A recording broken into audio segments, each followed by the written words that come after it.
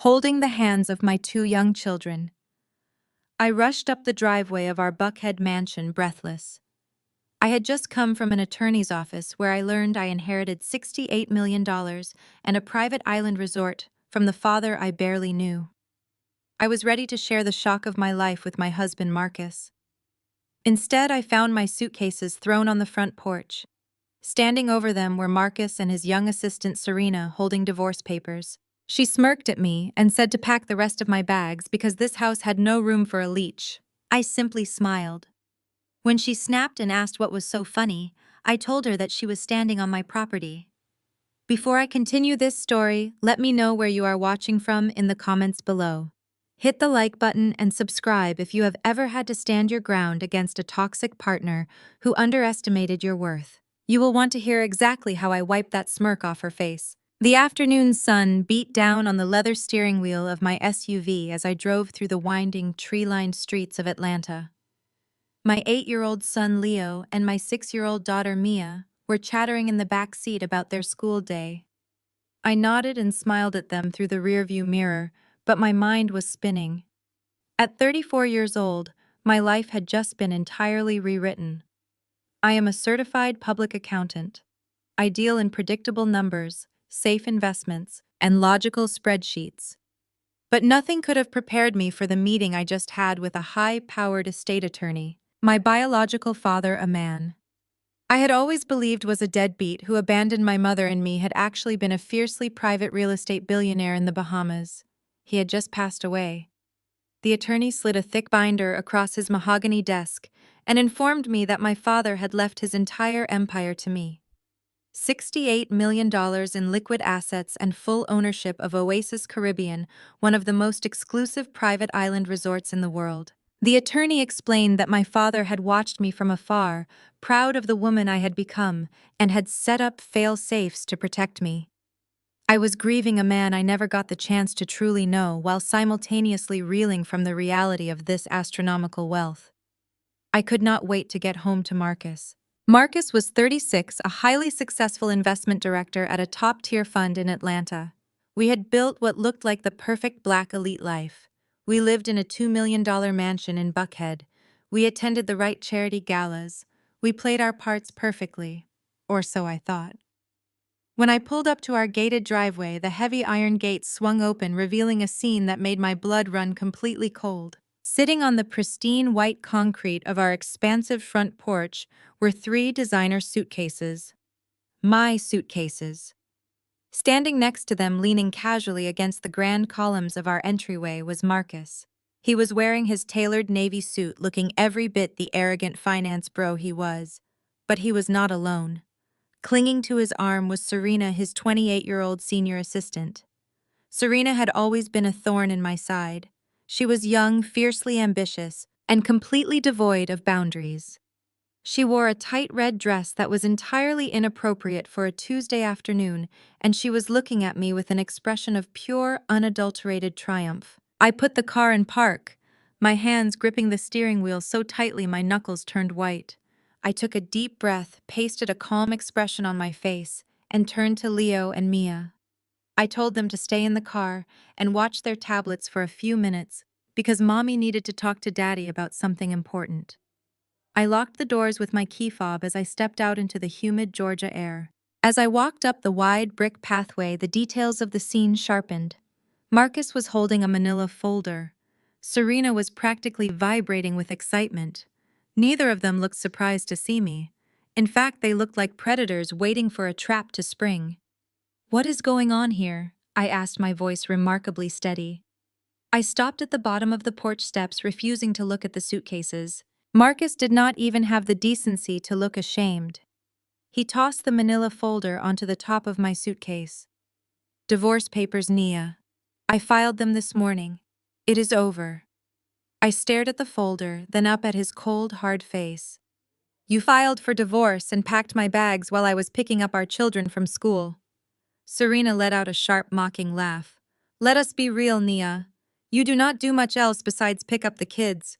Marcus is tired of carrying all the dead weight." I ignored her completely, keeping my eyes fixed on the man I had spent the last 8 years supporting. "Marcus, what is she doing here?" Serena is moving in, Marcus stated, pulling her closer to his side. She actually understands the pressures of my career. She is a partner. You are just a leech. I am done subsidizing your comfortable little life, while you contribute absolutely nothing to this household. The sheer audacity of his words hit me like a physical blow. A leech.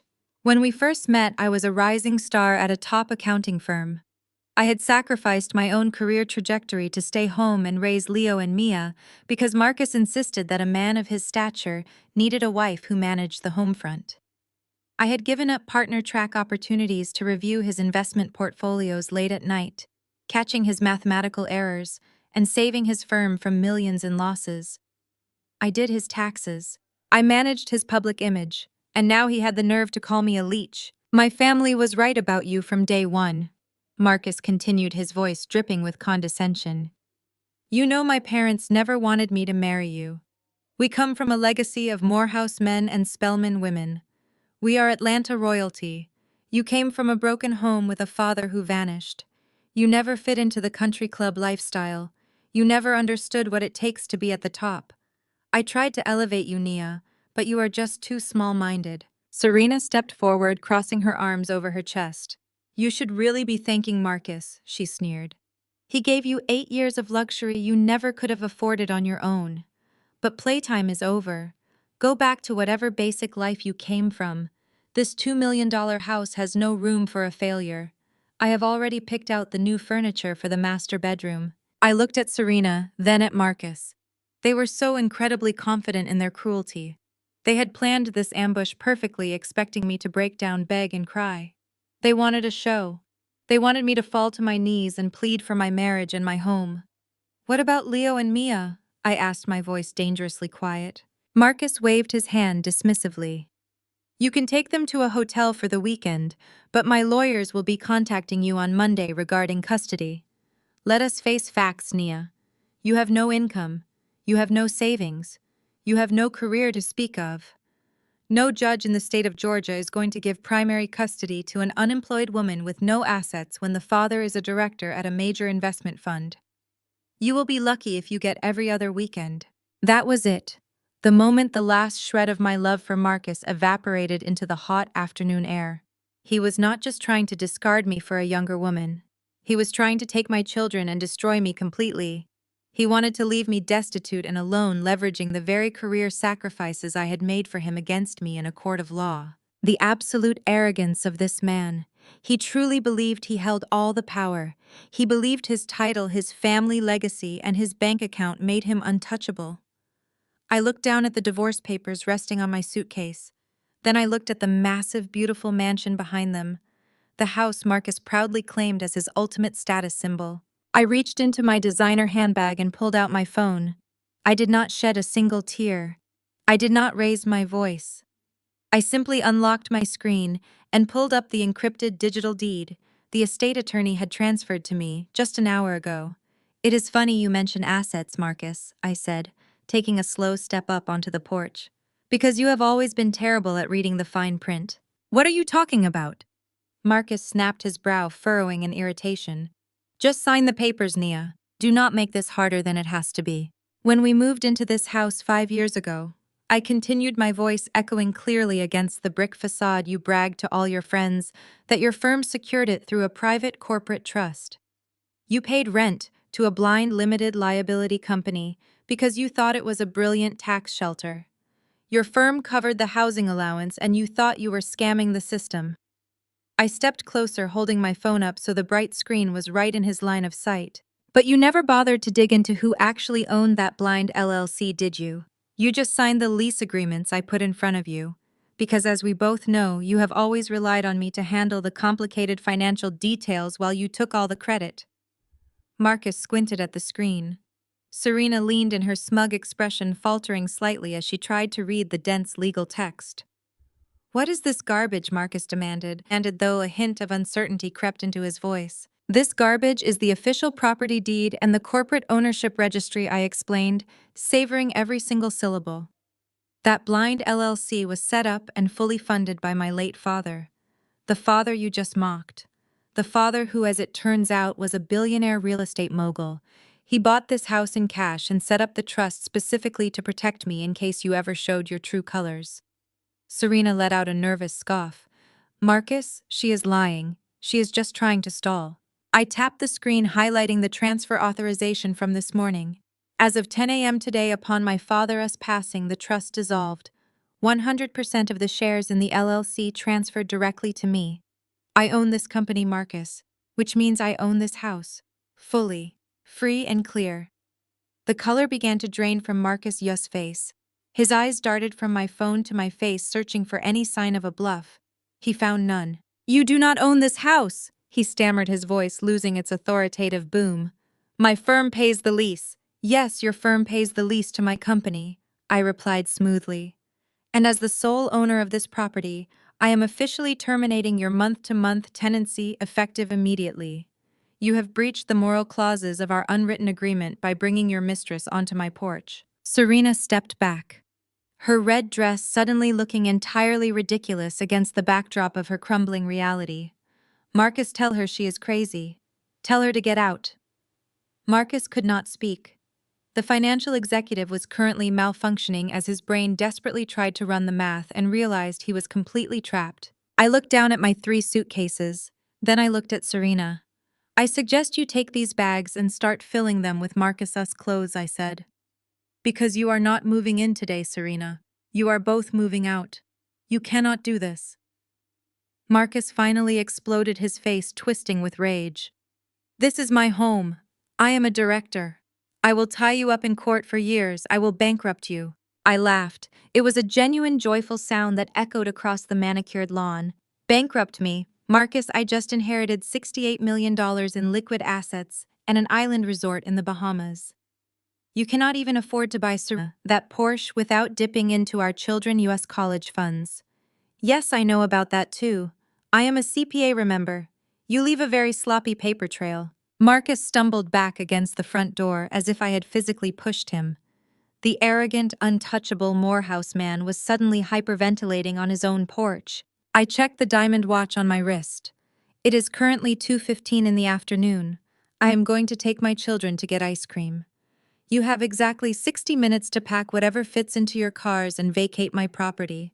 If I return at 3:15 and find either of you still standing on my driveway, I will call the Atlanta police and have you arrested for criminal trespassing. Serena looked like she was going to be sick.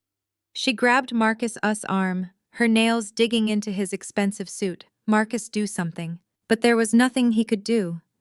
I turned my back on them, leaving the divorce papers sitting on the luggage they had so thoughtfully brought out for themselves. I walked down the brick path with my head held high, climbed back into my SUV and drove away to get my children their ice cream, leaving the 2 of them standing in the humid heat, staring at the ruins of their foolish, arrogant plans. Exactly 60 minutes after I drove away from my own front porch, I steered my SUV back through the heavy wrought iron gates of my Buckhead estate. Leo and Mia were quiet in the back seat, happily focused on the melting chocolate ice cream cones I had bought them. They were completely innocent and completely untouched by the massive tidal wave of betrayal and greed that was currently flooding our family life. I had given Marcus and Serena exactly 1 hour to pack their belongings and vacate the premises. As I had genuinely expected to return to an empty driveway and a quiet house where I could finally sit down and process the overwhelming reality of my newly inherited $68 million fortune and the private island resort in the Bahamas. Instead, as the front of my property came into view, I realized that my arrogant husband had chosen to double down on his sheer stupidity. The circular paved driveway looked like the valet parking area for an exclusive country club luncheon, parked at aggressive angles. Behind my husband's sleek black sedan were 2 vehicles I recognized immediately and despised deeply. The first was a pristine silver Mercedes-Benz belonging to my mother-in-law, Beatrice. The second was a bright white leased Range Rover, driven by my brother-in-law Darren, and his wife, Emily. Marcus had panicked when confronted with the legal reality of my ownership. He had immediately picked up his phone and called in his cavalry. He honestly believed that the sheer weight of his family legacy and their combined social status would somehow bully me into packing my bags and walking away from the $2 million mansion that my late father had secretly purchased to protect me. I parked my car in the garage and turned to my children. I kept my voice light and cheerful, telling Leo and Mia to take their ice cream to the backyard and play inside their wooden treehouse for a while because Mommy had some complicated adult business to take care of inside the house. They nodded eagerly and ran off toward the back gate, completely oblivious to the heavy toxic tension that was radiating from the main house. I took a long, slow breath. I smoothed the fabric of my dress, picked up my heavy designer tote bag containing my financial files, and walked up the front steps. I did not knock. I pushed open the heavy mahogany front door and stepped into the grand foyer. The central air conditioning rushed over my skin, but the atmosphere inside the house was incredibly thick and suffocating. They were all gathered in my formal living room, sitting on my custom-ordered furniture, like they were a royal court preparing to pass judgment on a peasant. Beatrice sat dead center on the velvet sofa, her posture rigid and her face arranged in a practiced mask of absolute disdain. She was wearing her signature pearls and a silk blouse looking every bit the Atlanta socialite she spent her entire life pretending to be. Beatrice was the president of several elite women's organizations, and she had never once missed an opportunity to remind me that I did not meet her high standards. Marcus stood right beside her, looking incredibly smug and confident again, clearly feeling emboldened by the presence of his domineering mother. Serena hovered near the stone fireplace, trying to look like she naturally belonged among the wealthy elite, but her tight red dress still looked cheap against the elegant backdrop of my home. Darren and Emily stood near the massive marble kitchen island, presenting a united front. Emily was Darren's white wife, who constantly tried way too hard to fit into this prominent black family. She overcompensated by agreeing with every cruel and elitist thing Beatrice ever said, just to secure her own spot in the hierarchy. Beatrice was the first to speak. Her voice dripping with pure venom, as she looked me up and down, she told me that I had finally lost my mind. She said she had warned Marcus years ago about the dangers of marrying a girl from my background. She called me a ghetto opportunist who was trying to steal her son's hard-earned wealth using some fabricated legal trick. She laughed out loud at the very idea of my biological father leaving me anything of value, let alone a massive corporate trust. Beatrice said, "Everyone in their social circle knew. My father was just an absentee failure who probably died with nothing but gambling debts to his name." She demanded that I march upstairs, pack my cheap bags immediately, and surrender the house to her superior son, who actually worked hard and deserved to live in a prestigious neighborhood like Buckhead. Before I could even process the sheer ignorance of her rant, Emily stepped forward, her blonde hair perfectly blown out and her hands resting on her hips.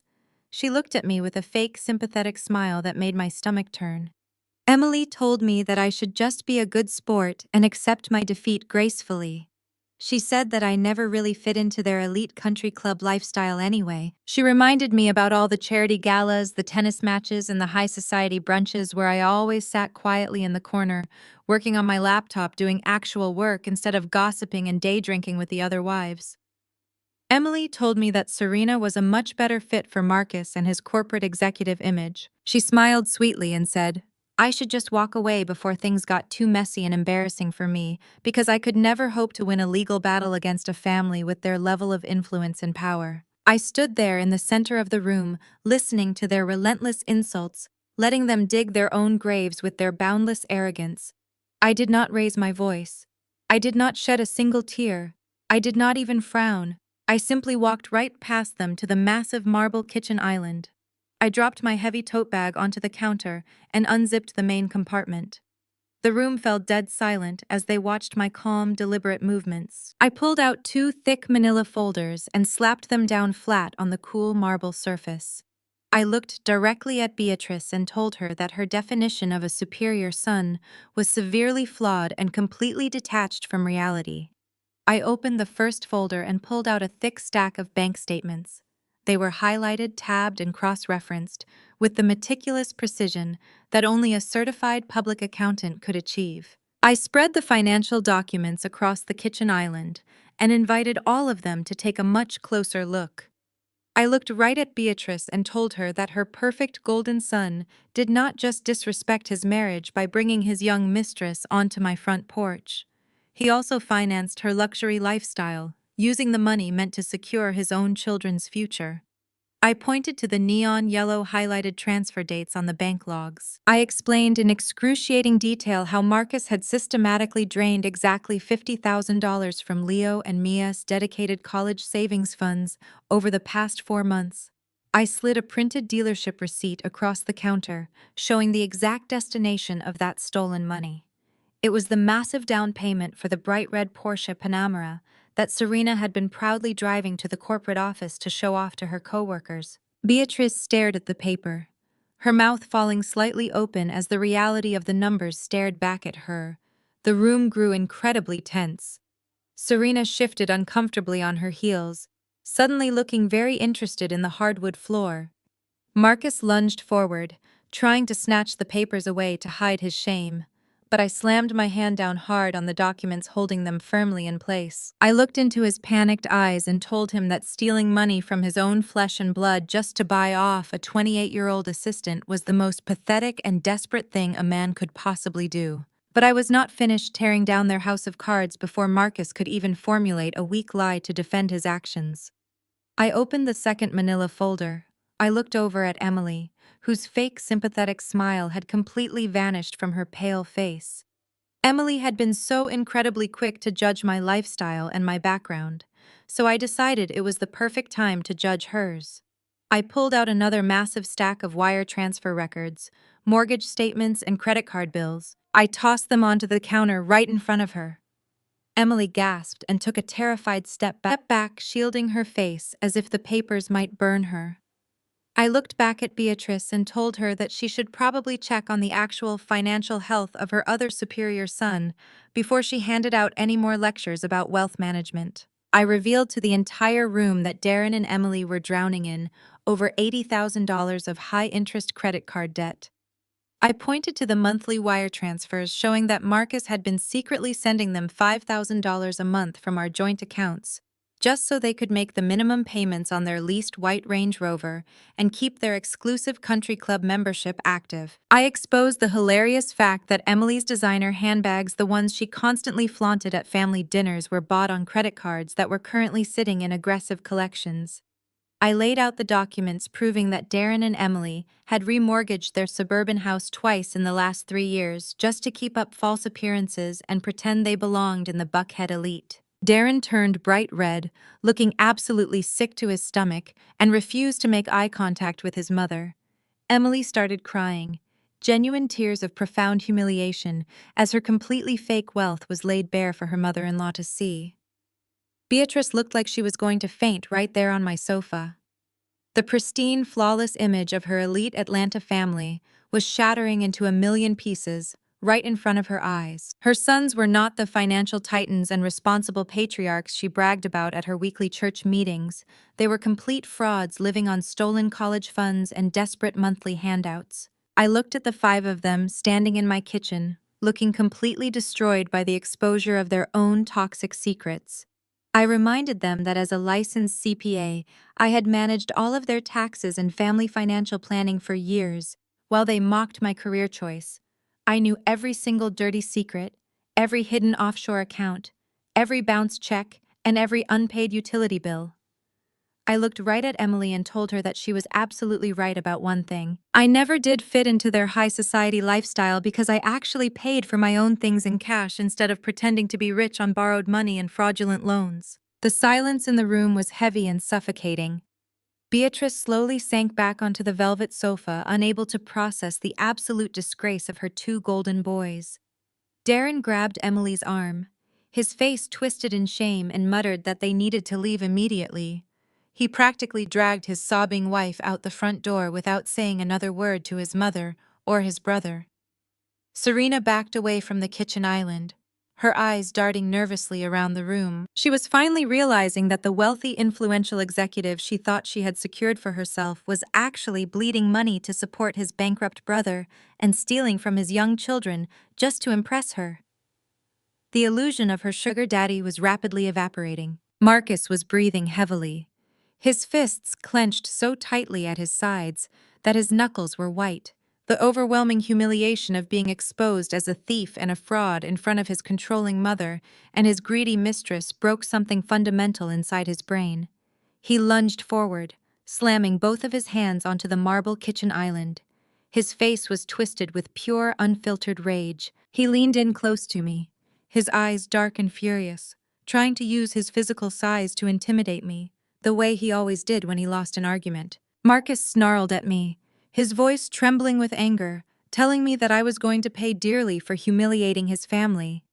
He pointed his finger directly in my face and promised to make my life an absolute living hell. He told me I might think I had won today because of some stupid real estate trust document, but he was the one who controlled our daily cash flow. He swore he would use every single one of his Wall Street connections to freeze all of our joint bank accounts and investment portfolios by tomorrow morning. He told me with a cruel, vicious sneer that I would not be able to access a single dime to buy groceries for our kids or put gas in my car. He promised to drag this divorce out in family court for years, until my supposed new inheritance was completely drained by exorbitant legal fees. He vowed to destroy me financially, socially, and personally, leaving me with absolutely nothing but the clothes on my back. I just stood there in the quiet kitchen, looking deep into the eyes of the man I used to love, the man I had sacrificed my own career ambitions for. I did not flinch at his loud threats. I did not step back from his aggressive posture. I felt the solid weight of my $68 million reality grounding me. I simply smiled at him, a calm, chilling smile that made him falter for a split second, and told him to go ahead and try. The next morning arrived with a heavy, humid heat that seemed to press against the tall windows of the mansion. I had spent the night sleeping in the center of my massive bed, completely alone for the first time in years, and surprisingly, I slept better than I had in a decade. There was no anxiety gnawing in my chest, and no lingering dread about what mood my husband would be in when he woke up. I got out of bed and went through my usual morning routine, getting Leo and Mia dressed in their private school uniforms and making sure they had their backpacks. I promised to treat them to breakfast before dropping them off, so we drove to their favorite upscale bakery in the heart of Buckhead. The air inside smelled of roasted coffee beans and warm butter. When Leo asked for an extra chocolate croissant, I smiled and handed the barista my platinum joint credit card. The woman swiped it through the machine, but instead of the usual approving chime, the terminal let out a harsh, flat, declining tone. She tried it again with an apologetic smile, but it declined a second time. Marcus had actually done it. He had moved with the cowardly speed of a desperate man and frozen every single account tied to my name. He wanted me to feel the immediate, terrifying panic of poverty while standing at a cash register with my children watching. He wanted me to walk out to my car and call him begging for a few dollars just to feed our kids instead. I calmly reached into my designer bag and pulled out the crisp new black card my estate attorney had overnighted to me by private courier. The heavy metal card hit the counter. The transaction was approved instantly, and I handed my children their warm pastries without missing a single beat. As I sat in the long line of luxury cars dropping the kids off at their elementary school, my phone began to vibrate violently against the center console. My notifications were exploding with incoming text messages from the few high society wives I still tolerated in our social circle. They were all sending me frantic screenshots from the exclusive Buckhead Country Club private social media group. I opened the images and felt a cold wave of pure disgust wash over me. Serena had actually posted a sprawling, dramatic, and completely fabricated story for all of elite Atlanta to read. She had attached a photo of herself sitting in the passenger seat of the Porsche. Marcus bought her looking pale and exhausted, wearing oversized designer sunglasses to hide imaginary tears in her lengthy emotional post. She claimed that she and Marcus had been deeply and passionately in love for months, and that they had been trying to handle things respectfully. She spun a pathetic tale, painting me as a deranged, abusive wife who was holding Marcus hostage through intense emotional manipulation. She claimed that I had physically threatened them on my front porch the day before and violently thrown them out onto the street like animals. She begged the community to pray for Marcus because my toxic behavior was destroying his mental health and ruining his brilliant career. She even had the audacity to ask for recommendations for temporary luxury housing because I had unlawfully locked them out of their home. The sheer audacity of this 28-year-old assistant playing the terrified victim to a crowd of wealthy, bored housewives was almost laughable. Marcus was clearly pulling the strings behind the post, using her youth and supposed innocence to assassinate my character before I could expose his financial crimes to the community. They wanted to control the narrative early. They wanted to ensure that when the divorce hit the public records, the entire Buckhead elite would already view me as the bitter, crazy ex-wife who drove away a good man and stole his house through some technical loophole. I scrolled through the comments, watching as women who had smiled in my face at charity galas offered Serena their deep sympathies and prayers. I did not respond to the post.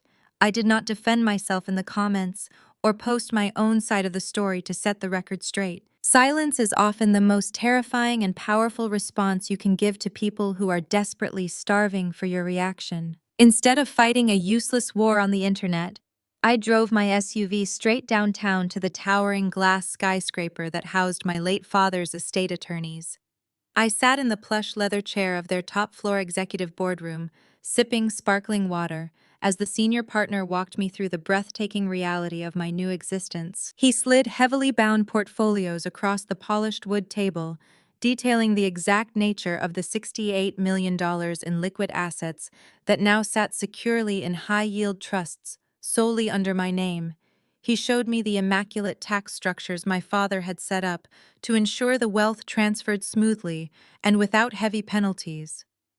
But the absolute crown jewel of my inheritance was not the massive cash reserves. It was a thick black binder stamped with the golden crest of a property called Oasis Caribbean. The attorney carefully explained that Oasis Caribbean was a highly coveted private island resort located in the most pristine, exclusive waters of the Bahamas.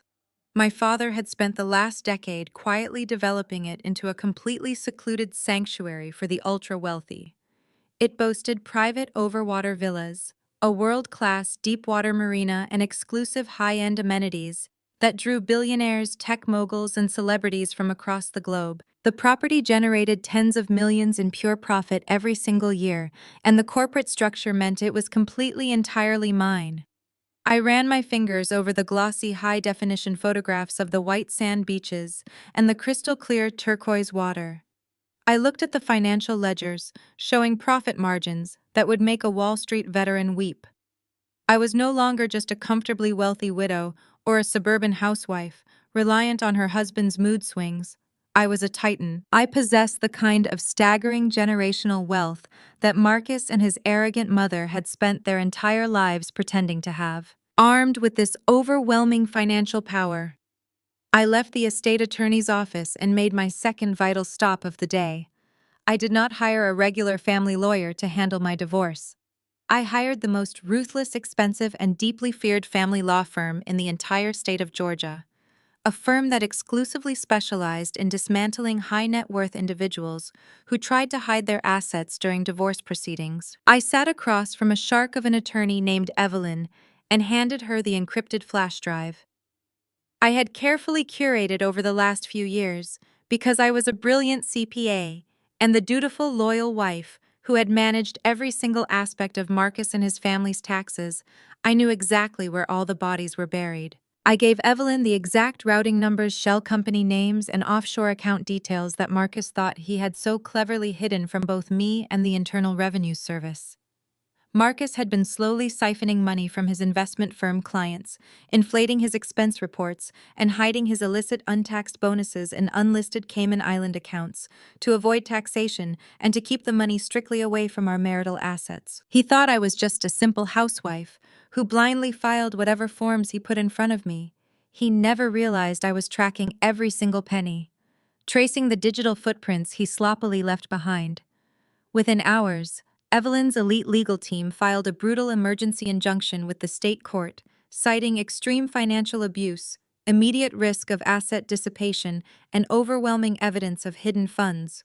We legally froze every single account tied to Marcus. We did not just freeze our checking and savings accounts, we froze his hidden offshore funds, his secret trading portfolios, and the private, untraceable account he used to fund Serena's luxury lifestyle and pay for the high-end hotels they frequented.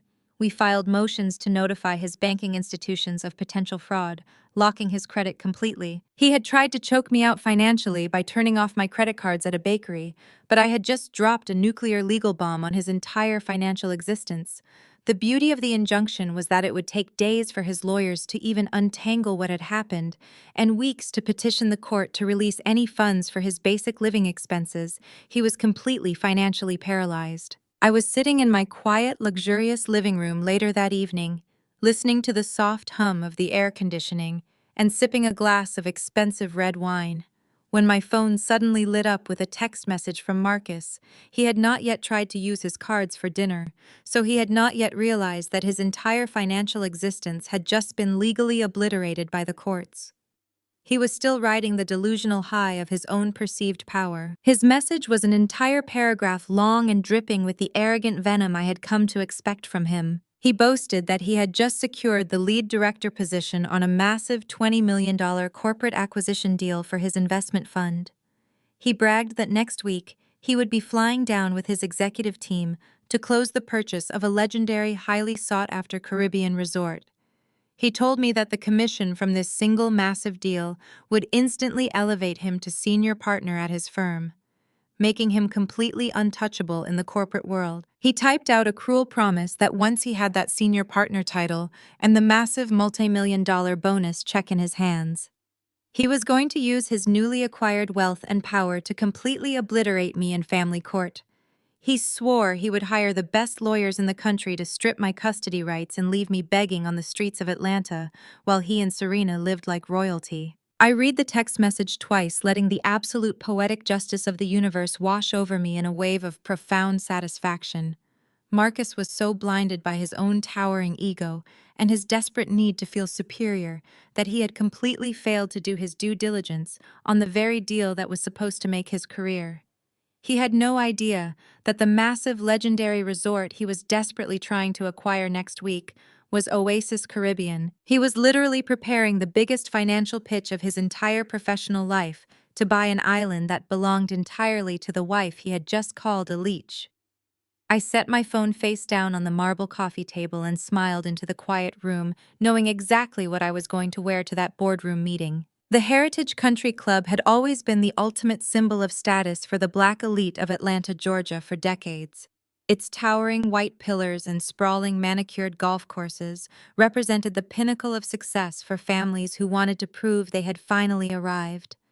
Beatrice Marcus's mother treated the club like it was her own personal kingdom. She was the reigning queen of the social scene, the woman who decided who was acceptable and who was trash. Tonight was her crowning glory, her annual charity gala. The ballroom was dripping in crystal chandeliers and thousands of imported white roses. Waiters in crisp black tuxedos circulated with silver trays of champagne and caviar.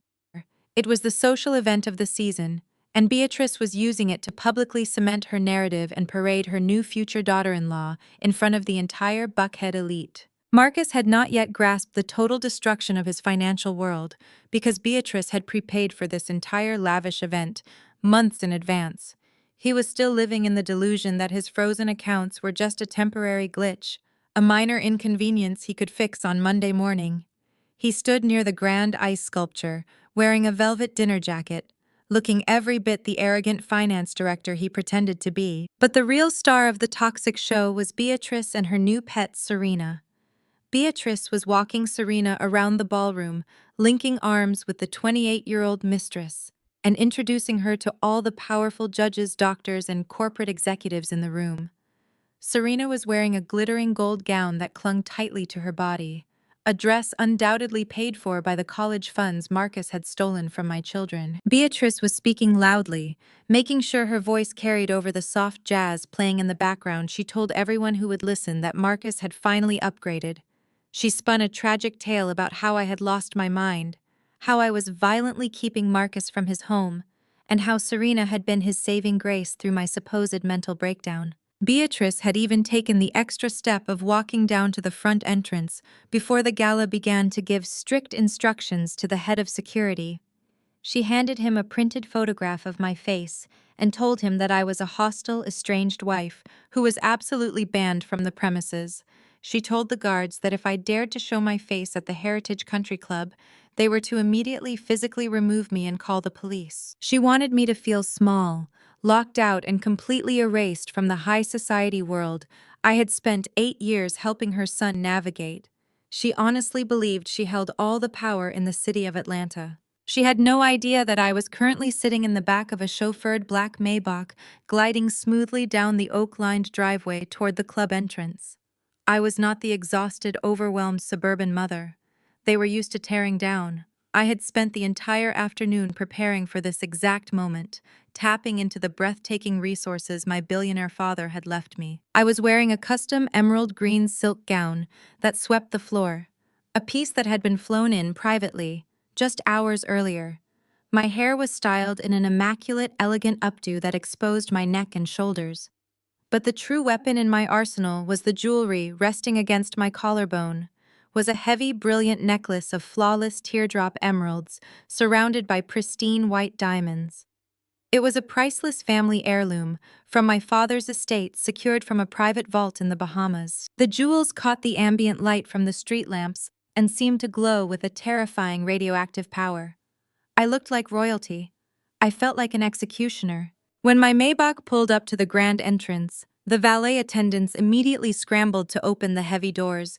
They were used to seeing expensive cars, but the sheer, undeniable aura of genuine generational wealth commanded a different kind of respect. I stepped out of the vehicle, and the cool evening air brushed against my silk gown. I did not rush. I walked slowly and deliberately up the wide marble steps toward the towering double doors of the country club. My heels clicked sharply against the stone, a steady rhythmic sound that signaled the end of Beatrice's reign. I walked past the front reception desk, ignoring the frantic looks of the entry staff. The head of security, a tall, broad-shouldered man in a dark suit, stepped into my path. He looked down at the photograph Beatrice had given him, and then looked up at me, his expression faltering. He opened his mouth to tell me I was banned to carry out Beatrice's arrogant orders, but he never got the chance to speak. Before he could even raise a hand, a short, balding man in a highly tailored suit came sprinting out of the back management offices. His face was pale and covered in a thin sheen of nervous sweat.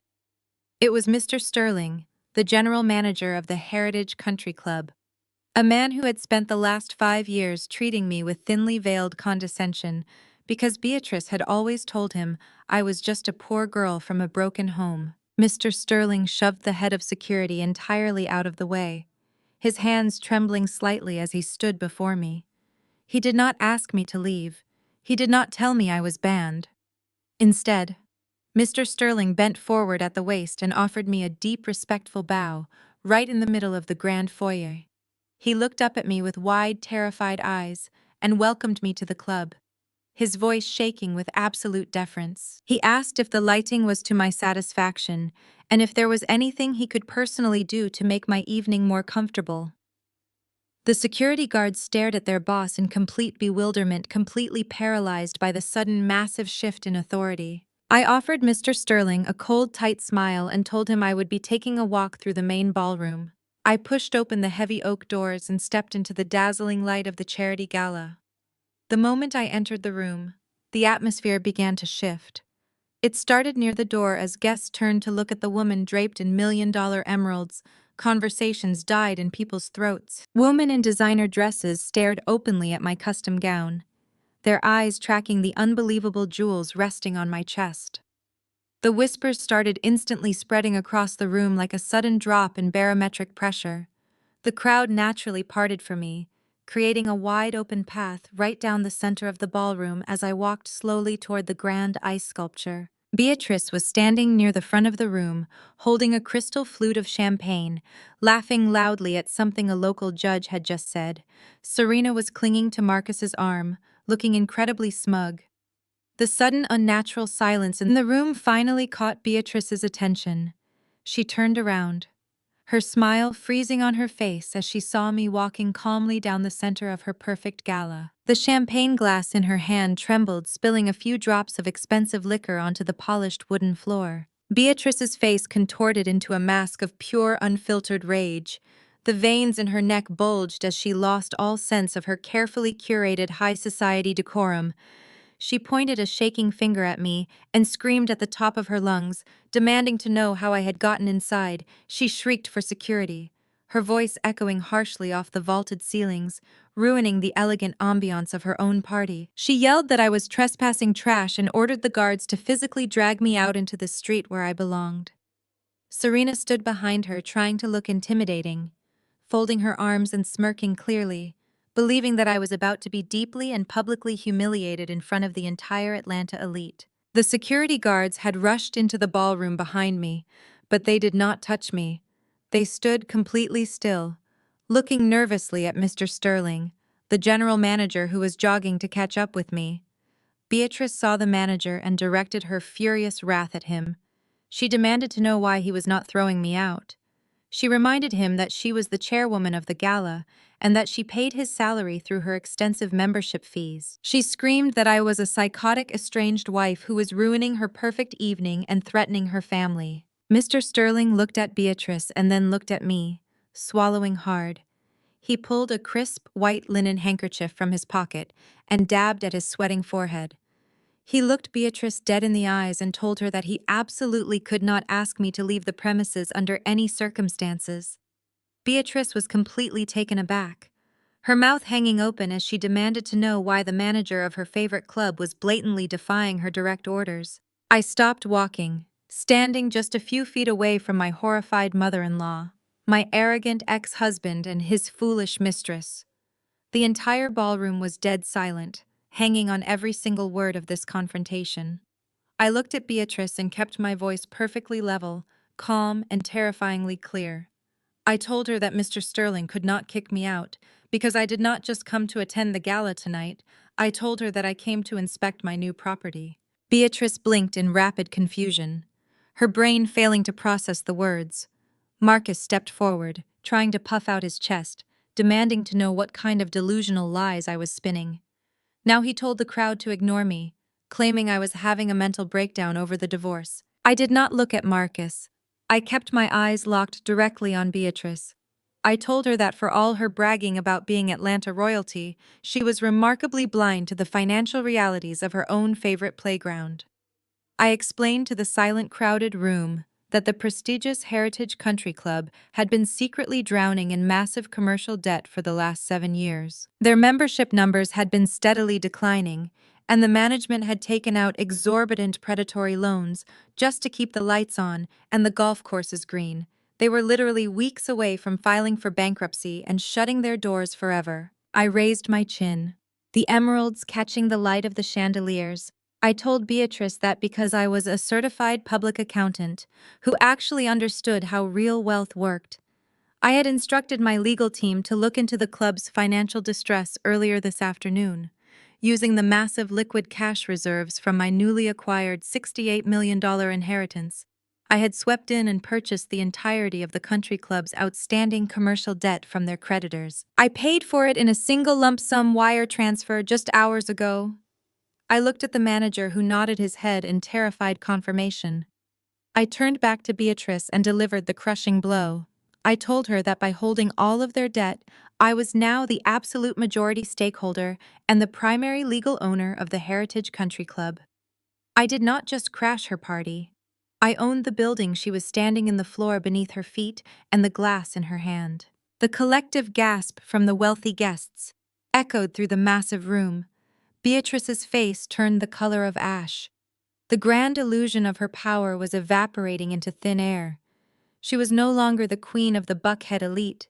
She was merely a guest standing inside a building owned by the woman she had spent years calling ghetto trash. Serena looked around the room, her smug confidence entirely shattered as she realized the sheer terrifying scale of the wealth and power I currently possessed. Marcus looked like he had been physically struck, his mind desperately trying to comprehend how the quiet, supportive wife he had discarded had suddenly become a ruthless billionaire titan. I did not give them a single moment to recover from the shock. I walked right past Beatrice, the silk of my custom gown brushing against her legs. I walked up the short velvet steps onto the grand stage that had been set up for her charity speeches.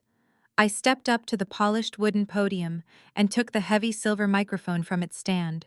The feedback let out a short, sharp whine before settling into perfect clarity. I stood on the stage looking out over the sea of shocked faces, the wealthy elite of Atlanta, Georgia, all staring up at me in absolute stunned fascination. I held the microphone closed the entire room, falling into a dead heavy silence, waiting for my next words. "Good evening, ladies and gentlemen," I said, my voice projecting smoothly through the state-of-the-art sound system, echoing off the vaulted ceilings and crystal chandeliers of the grand ballroom. "I want to personally thank all of you for attending this charity gala and supporting the Heritage Country Club during its time of severe financial distress. As the new primary owner and majority stakeholder of this establishment, I have spent the entire afternoon conducting a very thorough review of our operational ledgers and our private membership accounts." I looked directly down at Beatrice, who was standing frozen in the middle of the dance floor, her champagne flute shaking so violently that the expensive liquid was spilling over the rim and staining her designer shoes. I told the audience that absolute transparency and strict financial integrity would be the new foundational pillars of my administration. Starting immediately tonight, I pointed a perfectly manicured finger at my former mother-in-law and announced to the entire Buckhead elite that it was my profound displeasure to formally and publicly revoke the lifetime membership of Beatrice. The collective gasp from the wealthy crowd was intoxicating, a wave of pure shock that swept through the room like a sudden gust of wind. Beatrice turned a sickening shade of purple, her mouth opening and closing like a fish out of water, but I did not give her the chance to formulate a single lie. I leaned closer into the microphone and explained that Beatrice had been proudly parading around this club acting like undisputed Atlanta royalty, while secretly failing to pay her basic membership dues for the last 36 consecutive months. I told the horrified onlookers that she currently owed the club over $40,000 in back fees, and that her account had officially been flagged for aggressive legal collection. I instructed Mr. Sterling, the sweating general manager, to immediately invalidate all of her club key cards and escort her to the billing office to settle her massive outstanding debt before she was allowed to retrieve her silver Mercedes from the valet service. The socialites, who had just been laughing and drinking with Beatrice, suddenly took coordinated steps backward, creating a wide circle of total isolation around her, as if her sudden poverty was a highly contagious disease. Out of the corner of my eye, I caught a sudden frantic movement near the heavy oak doors at the very back of the ballroom. It was Darren and his white wife Emily, desperately trying to slink along the silk wallpaper, hoping to escape the room before the blazing spotlight of truth could find them. I tightened my grip on the microphone and called out their names, my voice booming across the grand space, trapping them instantly in their tracks. Darren froze, his hand hovering just inches from the brass door handle, while Emily squeezed her eyes shut in pure visceral terror. I told the affluent crowd that the financial cleanup of my new country club did not stop with the disgraced gala chairwoman. I announced that Darren and Emily were permanently banned from the private dining room, the tennis courts, and the championship golf courses, effective immediately. Emily buried her face in her hands, sobbing quietly as I exposed the pathetic reality of their fake country club lifestyle. I revealed that over the past 6 months, they had bounced no less than 14 consecutive checks to cover their extravagant Sunday brunches and private fitness lessons. I told the room that they had been writing completely worthless checks from overdrawn accounts, expecting the club management to simply look the other way because of their supposedly prestigious family name. I looked straight at Emily, who was trembling against the oak doors, and told her that pretending to be rich on fraudulent paper was a criminal offense. I promised her that my legal team would be pursuing full restitution for the thousands of dollars they had stolen from the club's hard-working dining staff in unpaid gratuities and returned checks. The wealthy guests began murmuring in disgusted tones, shaking their heads at the sheer audacity of the two frauds who had been drinking top-shelf liquor on the club's dwindling dime. I lowered the microphone and handed it back to the terrified sound technician standing near the edge of the stage. I gathered the skirts of my custom emerald green gown and walked slowly and deliberately down the velvet steps, returning to the main floor of the ballroom.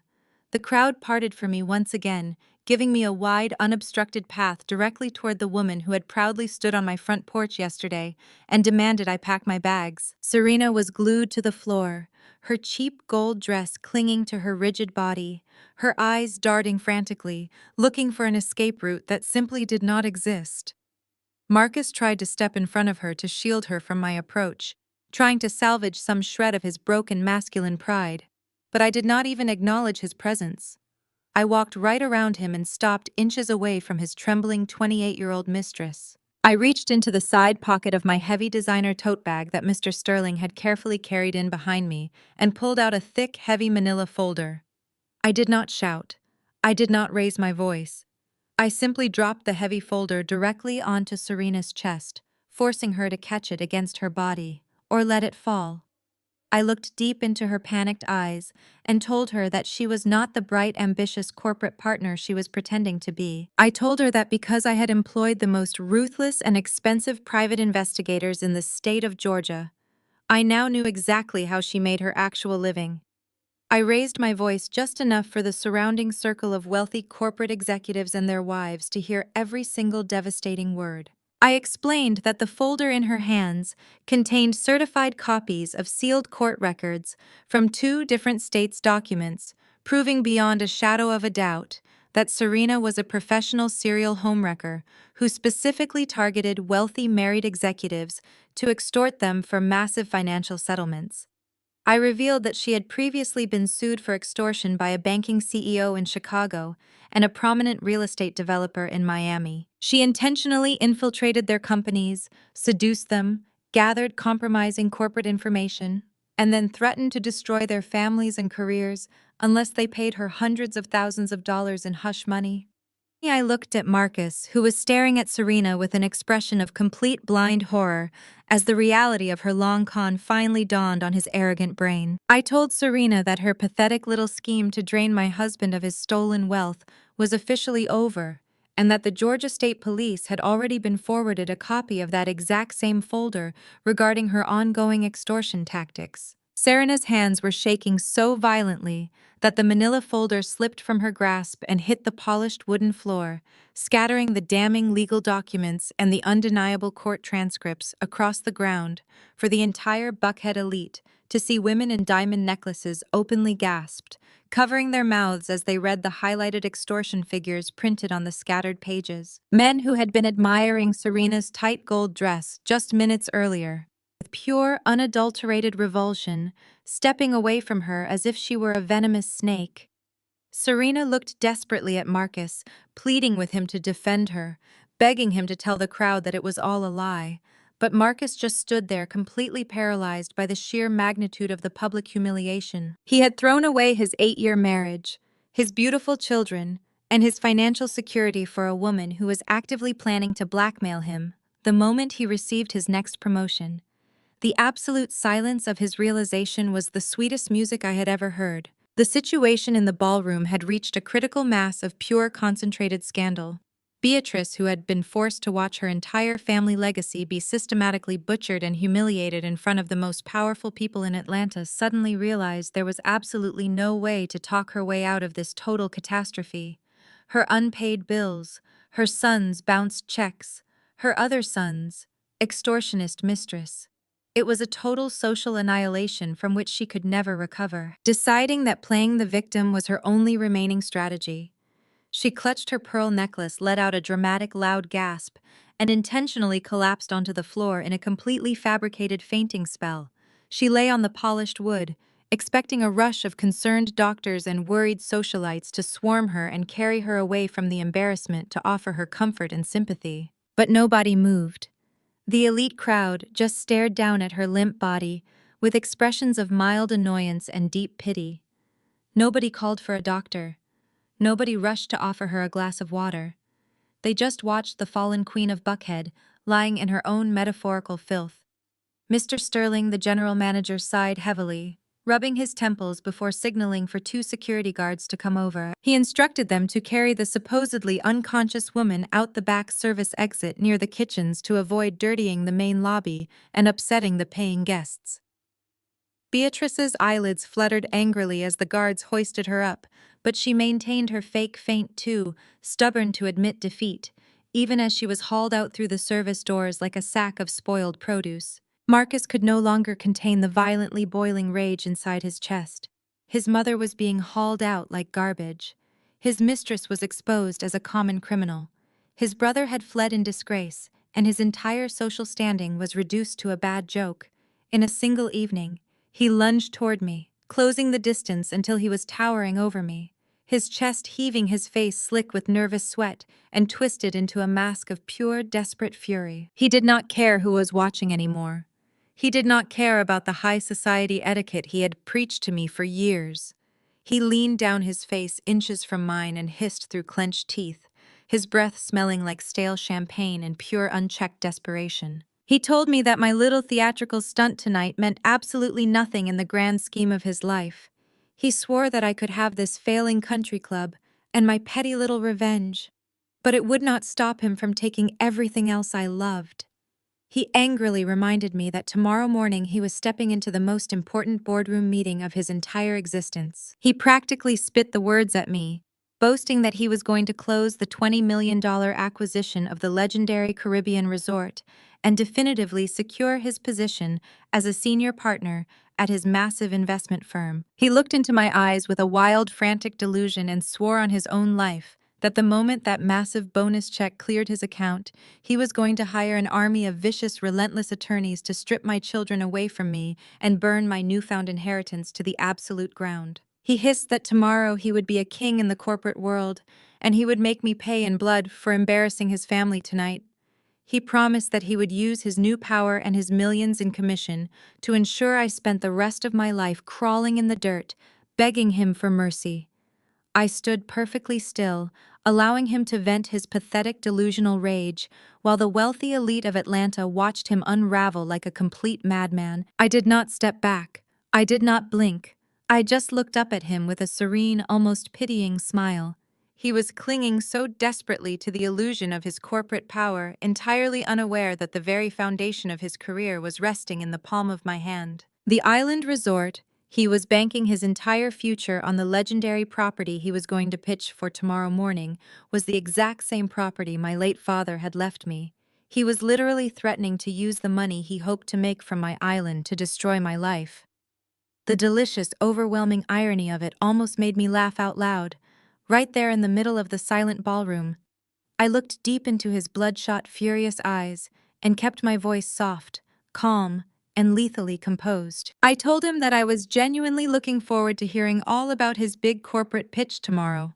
I told him that he should go home, get plenty of rest, and make sure his presentation was absolutely flawless, because the owner of that Caribbean resort was notoriously demanding and deeply unforgiving of simple incompetence. I adjusted the heavy emerald necklace resting against my collarbone, feeling the cool, reassuring weight of my father's legacy protecting me. I gave Marcus one final dismissive glance, telling him to take his exposed mistress and leave my property immediately before I had the valet tow his leased sedan away. I turned my back on him, completely dismissing his existence, and walked gracefully toward the bar to order a glass of sparkling water, leaving him trembling with impotent rage in the center of the ruined gala. He stormed out of the ballroom, dragging a sobbing Serena behind him, his ego desperately clutching onto the promise of tomorrow. He had absolutely no idea that tomorrow morning he was going to walk into a glass boardroom and find me sitting quietly at the very head of the table waiting for his pitch. The morning of the most important corporate pitch in the history of the investment firm broke with a pale gray light that filtered through the cheap blinds of a mediocre downtown hotel room. Marcus and Serena had been forced to rent the substandard room using the last few $100s of physical cash. Serena had kept in her designer purse because every single digital financial avenue they possessed was still locked down tight by the emergency injunction I had filed. Marcus stood in front of the small, smudged bathroom mirror, adjusting the silk tie of his bespoke navy suit, refusing to acknowledge the pathetic reality of his current living situation. He was a man entirely fueled by his own inflated ego, and he was using every ounce of his delusion to convince himself that this minor financial hiccup would vanish by the end of the business day. Serena hovered behind him, holding a steaming cup of cheap hotel coffee, smoothing her hands over the shoulders of his jacket, and whispering endless streams of validation into his ear. She told him that he was a brilliant titan of industry, a financial genius who was just hours away from securing a $20 million acquisition deal that would cement his legacy and make them both incredibly wealthy. Marcus had always possessed an incredibly fragile masculine ego that required constant validation through the absolute belittlement of my intelligence and my capabilities. As he stood there hyping himself up for the big meeting, my mind drifted back to the countless nights I had silently saved his entire career from total destruction. I remembered sitting alone at the heavy oak dining table in our Buckhead mansion at 3 in the morning, the harsh blue light of my laptop screen illuminating the dark room while I desperately worked to fix his catastrophic mathematical failures. He would stumble through the front door, smelling of top-shelf bourbon and expensive cigars, after a long night of supposedly entertaining high-net-worth clients. He would walk past me and let out a cruel, dismissive laugh, telling me that real high-level finance was a ruthless game meant exclusively for aggressive visionary men like him. He would pat my head, like I was a slow child, and tell me to wrap up my cute little bookkeeping exercises so I could go upstairs and lay out his clothes for the next morning. He honestly believed that because I was a woman who had chosen to step back from the corporate rat race to raise our children. I had somehow lost my ability to comprehend complex financial structures. He never knew that on one specific night 3 years ago, his aggressive and reckless investment strategy had nearly triggered a massive federal audit of his entire department. He had fundamentally misunderstood the leverage margins on a massive commercial real estate portfolio and approved a series of blind trades that exposed his firm to millions in unregulated liabilities.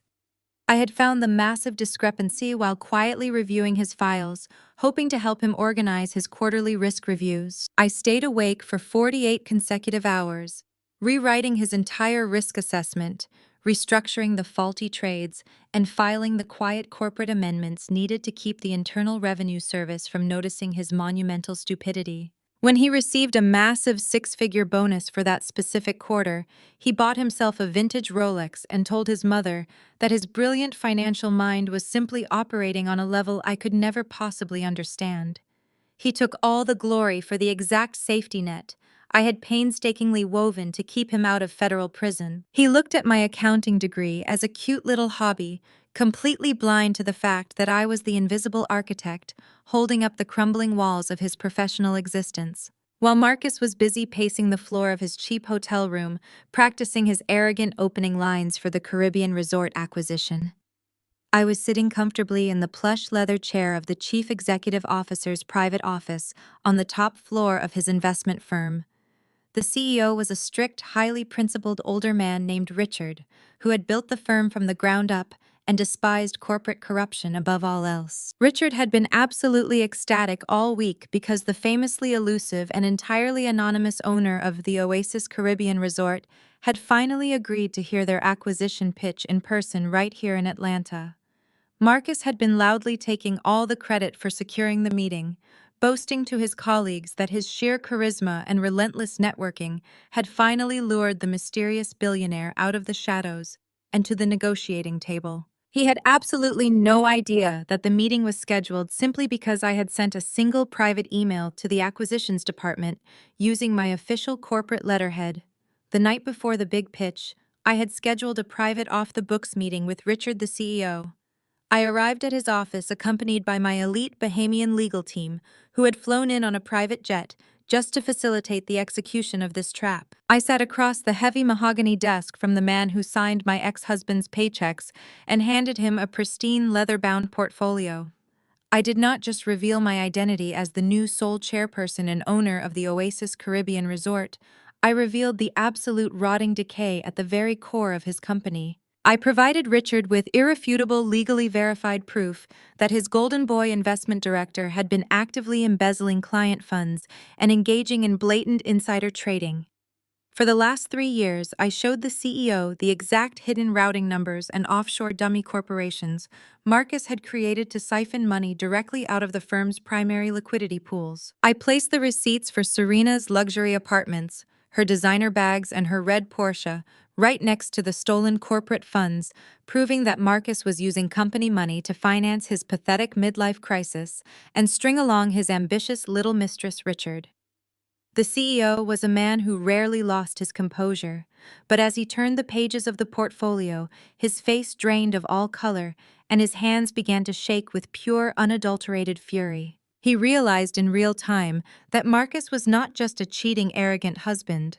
He was a massive walking liability who could have brought the federal authorities crashing down on the entire firm, destroying decades of hard work and thousands of careers in the process. Richard looked up at me with profound respect and deep gratitude, realizing that by bringing this to him privately, rather than going straight to the authorities, I had given him the chance to surgically remove the cancer from his firm before it metastasized into a massive public scandal.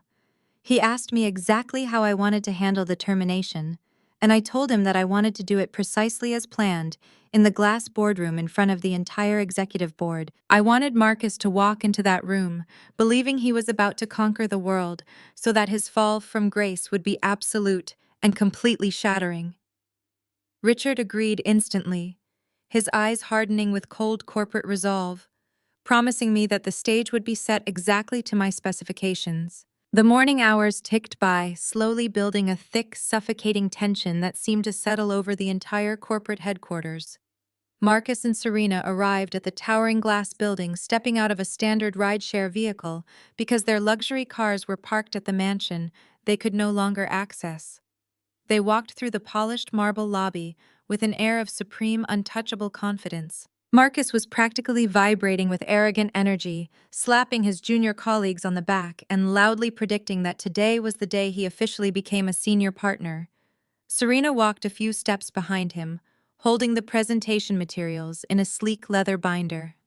Her chin tilted upward as she cast condescending looks at the other administrative assistants, who she believed she had successfully outsmarted and outgrown. She honestly thought she was walking into her new life as the untouchable wealthy partner of a Wall Street titan. The main executive boardroom was a massive, intimidating space suspended high above the streets of Atlanta, with floor-to-ceiling glass walls that offered a sweeping panoramic view of the city skyline. The long oval table was carved from a single piece of dark walnut, polished to a mirror, shine the entire board of directors had assembled early, taking their seats in the plush leather chairs, their faces completely neutral, but their eyes sharp and waiting. Richard, the CEO, sat at the head of the table, his posture rigid, his hands folded neatly in front of him, resting right next to the hidden manila folder containing the absolute destruction of Marcus's life. The heavy double oak doors at the far end of the room remained firmly closed, concealing the guest of honor, who was waiting patiently in the adjoining private suite. I sat alone in that quiet adjoining room, listening to the muffled sounds of the executives settling into their chairs. My Bahamian lawyers stood quietly behind me, radiating calm, professional power. I looked down at my hands and remembered the girl who used to cry quietly in the master bathroom of the Buckhead mansion, wondering why her best was never good enough for the man she had married. I remembered the sharp sting of his words, calling me a leech, calling me a failure, mocking the very intelligence that had kept his fragile world spinning. That girl was completely gone, erased by the brutal clarity of betrayal and the staggering weight of my newfound reality. I smoothed the fabric of my immaculate tailored power suit and took a deep breath, feeling the absolute certainty of my purpose settling into my bones. Marcus stood at the front of the boardroom near the massive digital display screen, projecting an aura of total control and absolute dominance. He smoothed his tie and checked his expensive watch, completely oblivious to the fact that every single powerful executive in that room had already seen the detailed evidence of his financial crimes and was simply waiting for the executioner to arrive. Serena stood dutifully by his side, holding the presentation, remote control. Her lips paint a bright, confident red, ready to assist her brilliant lover in securing their multi-million-dollar future.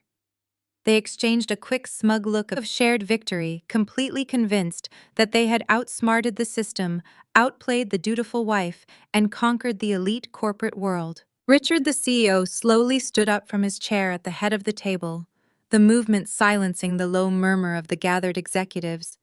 The room grew so incredibly quiet that the soft hum of the air conditioning sounded like a jet engine. Richard buttoned his suit jacket and looked directly at Marcus, his voice cold, flat, and entirely devoid of its usual professional warmth. He announced to the room that the moment had finally arrived and that it was time to proceed with the historic acquisition pitch for the island property. He turned toward the heavy double oak doors at the back of the room and spoke clearly into the microphone resting on the polished walnut table. Richard requested that the board please rise and welcome the sole owner, the visionary, and the absolute chairperson of Oasis Caribbean. Marcus puffed out his chest and put on his most charming winning smile, ready to greet the mysterious billionaire who was going to make him a king. Serena stood up perfectly straight, ready to dazzle the high-net-worth investor with her practiced corporate elegance. The heavy brass handles of the double oak doors slowly began to turn, pressing downward with a deliberate, terrifying finality as the doors began to swing wide open. The heavy brass handles clicked, and the massive oak doors swung inward, revealing the bright, flawless corridor beyond. I stepped over the threshold and into the breathtaking expanse of the glass boardroom. I was not wearing the exhausted, practical clothes of a suburban mother who had spent 8 years shrinking herself to fit into her husband's massive ego. I was wearing an immaculate, razor-sharp, custom-tailored power suit in a deep, striking shade of midnight blue. The cut of the fabric was aggressive and flawless, radiating an aura of absolute, untouchable authority. My posture was perfectly straight, my shoulders thrown back, and my chin held high. The magnificent emerald and diamond heirloom necklace rested against my skin, a silent, undeniable testament to the staggering generational wealth I now controlled. Flanking me on either side were the senior partners of my elite Bahamian legal team, their presence amplifying the heavy, suffocating power that immediately flooded into the room the moment I arrived. The entire board of directors sat in stunned silence, captivated by the sheer, undeniable magnitude of the entrance. But the silence did not last long, because Marcus's fragile reality completely shattered the second his eyes locked onto my face. His brain completely misfired, unable to process the sophisticated billionaire titan standing in the doorway, because he was entirely blinded by his own toxic prejudice. He did not see an investor. He saw the woman he had kicked out of her own home just 24 hours ago. Marcus instantly broke every single rule of professional corporate decorum, his face twisting into a mask of pure, unadulterated rage and total embarrassment. His face flushed a deep, angry crimson as he took a threatening step forward away from his carefully prepared presentation screen, pointing a shaking finger directly at my chest. He completely lost his mind, right there in front of the highest-ranking executives of his entire investment firm. His voice echoed harshly against the floor-to-ceiling glass windows as he angrily demanded to know how on earth I had managed to manipulate my way past the ground-floor security guards. He screamed that I was a psychotic, estranged wife who was obsessively stalking him to ruin the most important day of his professional career. He threw his hands in the air, pacing frantically and apologizing to the confused board of directors, claiming that I was in the middle of a severe mental breakdown and that my presence was just a pathetic, desperate stunt to humiliate him because he had filed for divorce. He was practically foaming at the mouth, his arrogant facade crumbling into a pathetic display of toxic masculinity as he desperately tried to regain control of the room by diminishing my existence. Serena immediately jumped into the fray, eager to prove her worth to the man she thought was about to become a senior partner. She let out a loud, dramatic sigh, rolling her eyes with maximum theatrical effect, as if my presence was the most annoying inconvenience she had ever endured. She smoothed her cheap professional skirt and loudly proclaimed that this was exactly the kind of toxic, unhinged behavior she had been forced to protect Marcus from. She did not even bother to lower her voice as she reached across the polished walnut table toward the central conference phone, furiously mashing the buttons to call the building security desk. She spoke loudly into the speakerphone, demanding that armed guards be dispatched to the executive boardroom immediately to physically remove a hostile trespasser before I could cause any more emotional damage to her brilliant, hardworking boss. They were both so entirely consumed by their own arrogant delusions that they completely failed to notice the horrifying shift in the room's atmosphere. They did not notice that the senior executives were not looking at me with pity or disgust, but rather staring at Marcus and Serena with expressions of profound, absolute horror. They were completely oblivious to the fact that Richard, the chief executive officer, had slowly risen from his chair, his face a rigid mask of cold corporate fury. Richard slammed his open palm down onto the solid walnut table with a terrifying crack that sounded like a gunshot echoing through the massive glass room. The sudden explosive sound instantly silenced both Marcus and Serena, cutting off their frantic, pathetic ranting. In a fraction of a second, Marcus flinched physically, stepping back as he looked at the CEO with wide, bewildered eyes, still foolishly believing that Richard was angry at me for interrupting the sacred acquisition pitch. "Marcus, shut your mouth and sit down immediately," Richard commanded, his voice dropping to a low, icy decibel that sent a visible shiver down the spines of everyone in the room. Marcus opened his mouth to protest, to offer another pathetic excuse about my supposed mental instability. But Richard did not give him the chance to speak a single syllable. I said, "Sit down."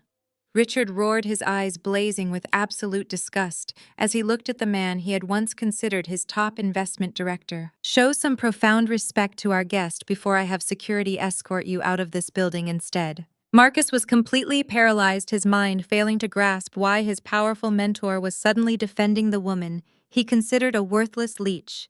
He slowly backed away from the presentation screen, his legs moving mechanically as he collapsed into the nearest leather chair, his breath coming in short, shallow gasps.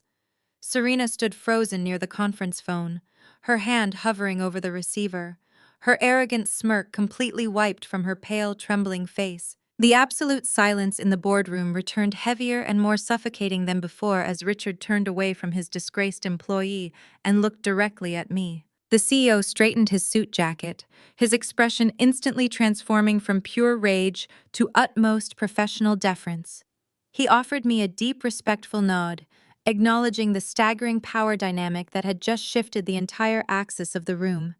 He looked out at the gathered board of directors and spoke with crystal-clear, unwavering authority. "Ladies and gentlemen," Richard announced, his voice carrying the weight of absolute finality, "please allow me to formally introduce our highly anticipated guest of honor. Please welcome the sole owner, the visionary architect, and the absolute chairperson of the Oasis Caribbean Resort." The words hung in this empty space of the boardroom, hovering in the air like an absolute death sentence. The physical reaction from Marcus and Serena was instantaneous and completely visceral, a real-time display of human beings experiencing the total, catastrophic destruction of their entire perceived reality. The blood drained so rapidly from Marcus's face that his skin took on the sickening grayish hue of a decaying corpse. His mouth fell open in a silent, breathless scream of pure cognitive dissonance, as his brain desperately tried to reject the impossible facts being presented to him. The man who had confidently promised to destroy me financially just 24 hours earlier was now staring at the very architect of his impending doom. His hands began to shake so violently that he had to grip the heavy edge of the walnut table just to keep himself from physically sliding out of his chair. The sheer, undeniable shock caused his knees to give out completely beneath the table, his entire body sagging under the crushing, catastrophic weight of his own monumental stupidity. Serena was faring no better, her entire gold-digging fantasy world exploding into millions of jagged little pieces right before her greedy eyes. She stared at me, her jaw trembling uncontrollably as she finally recognized the devastating emeralds resting on my chest. Realizing that the incredible generational wealth she thought she was stealing from me was actually standing right in front of her, ready to burn her life to the ground. Her hands went completely numb, losing all motor function, and the heavy metal laser pointer she had been holding slipped straight through her trembling fingers. The device hit the polished hardwood floor with a sharp, loud clatter that echoed mercilessly through the dead, silent room, the small red beam of light spinning wildly across the floor before coming to a pathetic stop against the baseboard. Every single lie they had told, every single arrogant insult they had hurled at me on my front porch, every single stolen dollar they had used to fund their toxic little affair came crashing down on their heads in a spectacular avalanche of pure, undeniable karma. They were entirely trapped in a glass cage suspended high above the city of Atlanta, surrounded by the most powerful executives in the state, completely at the mercy of the woman they had spent years systematically abusing and discarding. They had walked into this room believing they were the hunters preparing to secure their financial empire, and now they realized they were nothing more than helpless prey, sitting bound and gagged on the slaughterhouse floor. I did not smile, I did not gloat. I did not offer them a single ounce of emotional reaction to feed their desperate panic. I maintained a perfectly serene, terrifying calm as I walked slowly past the row of stunned executives, moving with the fluid, deliberate grace of an apex predator who had already won the war. The board of directors watched me in absolute awe, parting slightly to give me a wide, unobstructed path toward the very head of the long, oval table. I reached the dominant chair, the seat of absolute ultimate authority, and slowly lowered myself into the plush leather, pulling my custom chair forward and settling perfectly into the center of power. I rested my elbows on the polished walnut wood and slowly, deliberately steepled my fingers together, resting my chin lightly against my hands. The entire room was holding its collective breath. The tension so thick and heavy, it felt like the air itself was turning to stone. Marcus was staring at me, his chest heaving, his eyes wide with a frantic, pleading terror, silently begging me to wake him up from this living nightmare. But there was no mercy left in my heart, no forgiveness for the man who had tried to steal my children and leave me destitute on the streets of Atlanta. I locked my gaze directly into his shattered, terrified eyes, trapping his soul in the cold, undeniable reality of his own making. I let the absolute silence stretch for 5 agonizing seconds, allowing the profound humiliation of the moment to sear itself permanently into his brain. Then I spoke, my voice soft, smooth, and dripping with lethal, elegant poison. "You called me a leech, Marcus." I said, the words slicing through the quiet room like a surgical blade. "You stood on my property and said I lacked vision, that I contributed absolutely nothing to the elite corporate world of real finance." I tilted my head slightly, keeping my eyes pinned to his decaying expression. "Well, I am listening now, Marcus."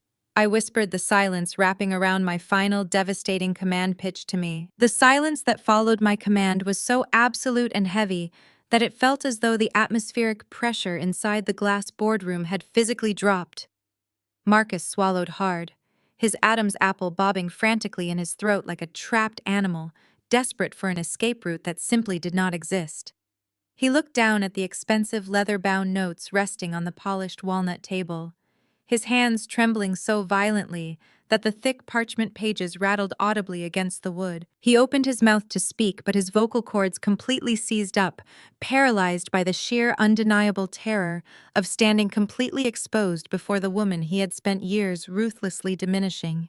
He tried again, coughing nervously into his fist, trying to summon the booming, arrogant baritone he had always used to silence me in our Buckhead mansion.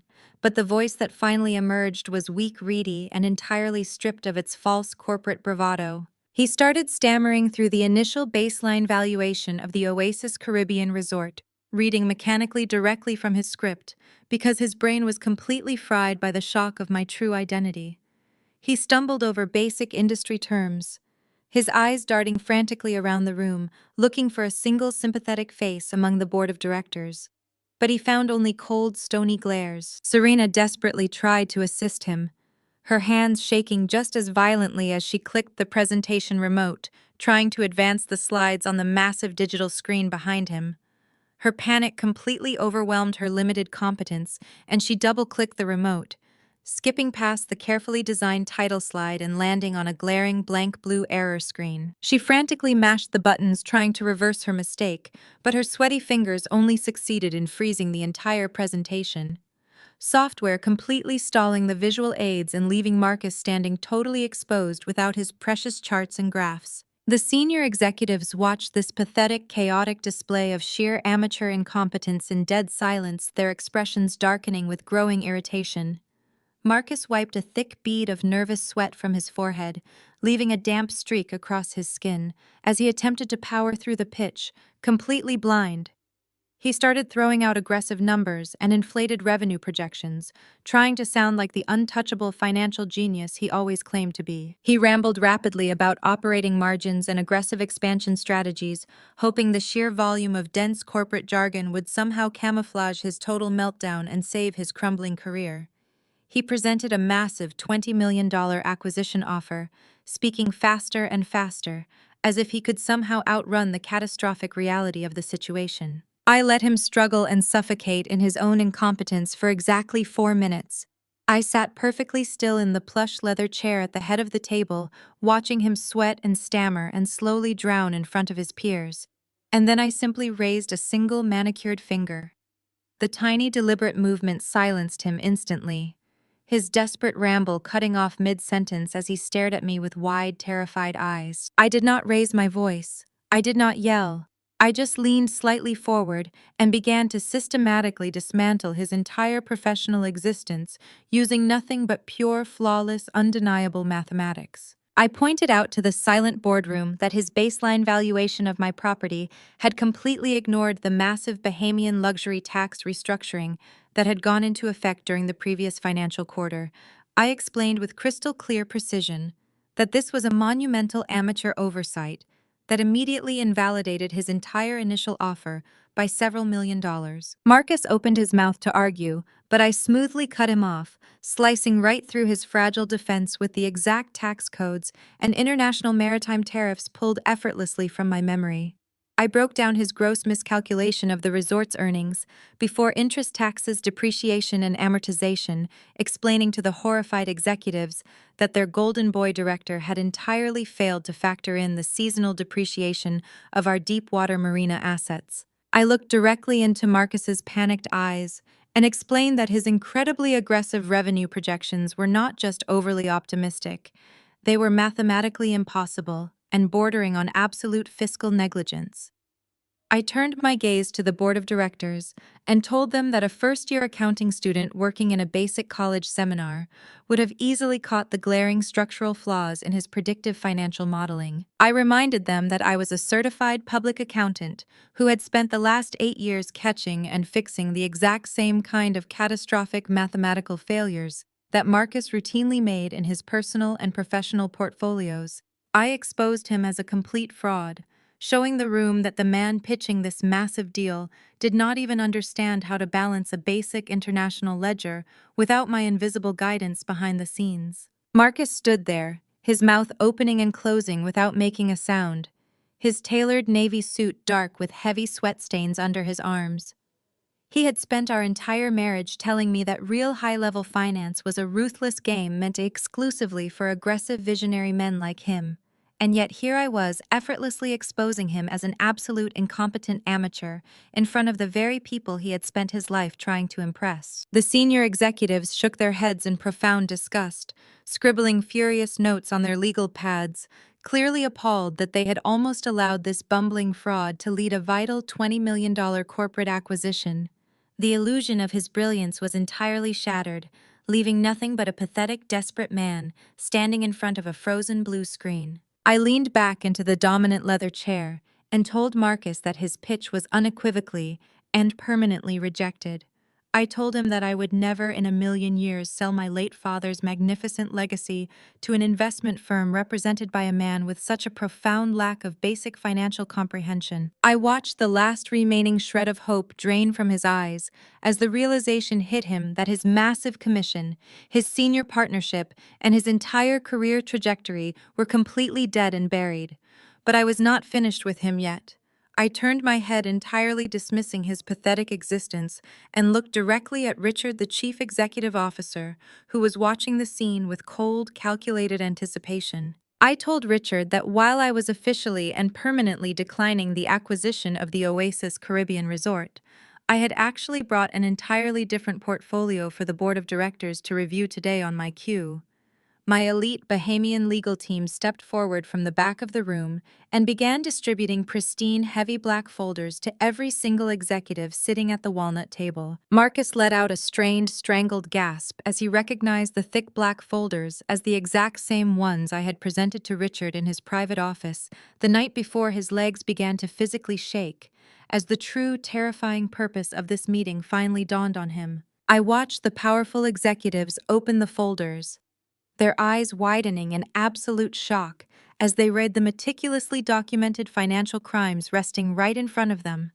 I kept my voice perfectly level and told the room that while Marcus was entirely failing to understand basic Caribbean tax laws, he was actually highly proficient at moving company liquidity into secret hidden offshore accounts. I guided the silent, horrified board through the printed wire transfer logs, the falsified corporate expense reports, and the blatant illegal insider trading patterns that Marcus and his ambitious little assistant had been running right under their noses for the past 3 years. I pointed to the specific neon-highlighted routing numbers, proving exactly how Marcus had systematically and illegally siphoned corporate client funds to pay for his illicit, toxic lifestyle. I showed the board the direct financial link between the stolen company money and Serena's luxury downtown apartment, her expensive designer wardrobes, and the massive cash down payment on her bright red Porsche. Serena let out a pathetic, trembling, whimpering sound, backing away from the presentation screen and trying desperately to hide herself in the shadows near the corner of the room. The executives began murmuring in furious, outraged tones, slamming their hands on the table as they realized their trusted investment director and his mistress had been treating the firm's elite client accounts like their own personal, unregulated piggy bank. Richard, the CEO, stood up, his face a terrifying mask of absolute lethal fury. He threw his copy of the black folder onto the table, the heavy sound cracking through the air like a physical whip. He looked at Marcus with a disgust so profound it seemed to suck all the remaining oxygen right out of the room. Richard announced in a booming voice that shook the glass walls of the boardroom that Marcus and Serena were both officially terminated effective immediately for gross corporate misconduct, severe ethical violations, and massive systemic embezzlement. The sheer absolute finality of the firing hit Marcus like a freight train. His knees finally buckled completely, and he dropped straight down onto the expensive boardroom carpet right in front of his peers. He started crying, actual tears streaming down his face as he begged his mentor for mercy, pleading and stammering that he could explain everything, that it was all just a massive misunderstanding. Serena was sobbing uncontrollably against the glass wall, realizing that she was not just unemployed but actively implicated in massive federal financial crimes. They were both utterly destroyed, their entire fraudulent lives burned to ashes in a matter of minutes. But Richard did not stop there. He reached across the table and pressed the glowing red button on the central conference phone, his voice completely devoid of any sympathy. He ordered the ground floor security desk to send 4 armed guards to the top floor executive suite right this second to forcefully escort the 2 thieves out of his building. Marcus wailed loudly, crawling forward on his knees and reaching out toward the CEO, begging for just one more chance to make things right. Richard looked down at the pathetic broken man on his floor with cold, dead eyes and told him to save his pathetic, sniveling excuses for the federal authorities. The CEO turned his back on Marcus completely and announced to the horrified board that he was personally contacting the Securities and Exchange Commission the very second these criminals were dragged out of his sight. 4 heavily armed security guards marched into the glass boardroom, moving with swift, terrifying precision. They did not offer Marcus the dignity of a quiet private exit. They grabbed him by the arms of his expensive tailored suit and hauled him roughly to his feet. Richard, the CEO, stood at the head of the table, watching with absolute disgust as the man who had nearly destroyed his firm was dragged out into the bright fluorescent lights of the main executive hallway. Serena stumbled after them, her cheap gold dress looking entirely pathetic as she clutched her empty leather binder, weeping loudly and begging anyone who would listen to believe that she was just an innocent assistant, manipulated by a corrupt boss. But none of the executives even blinked.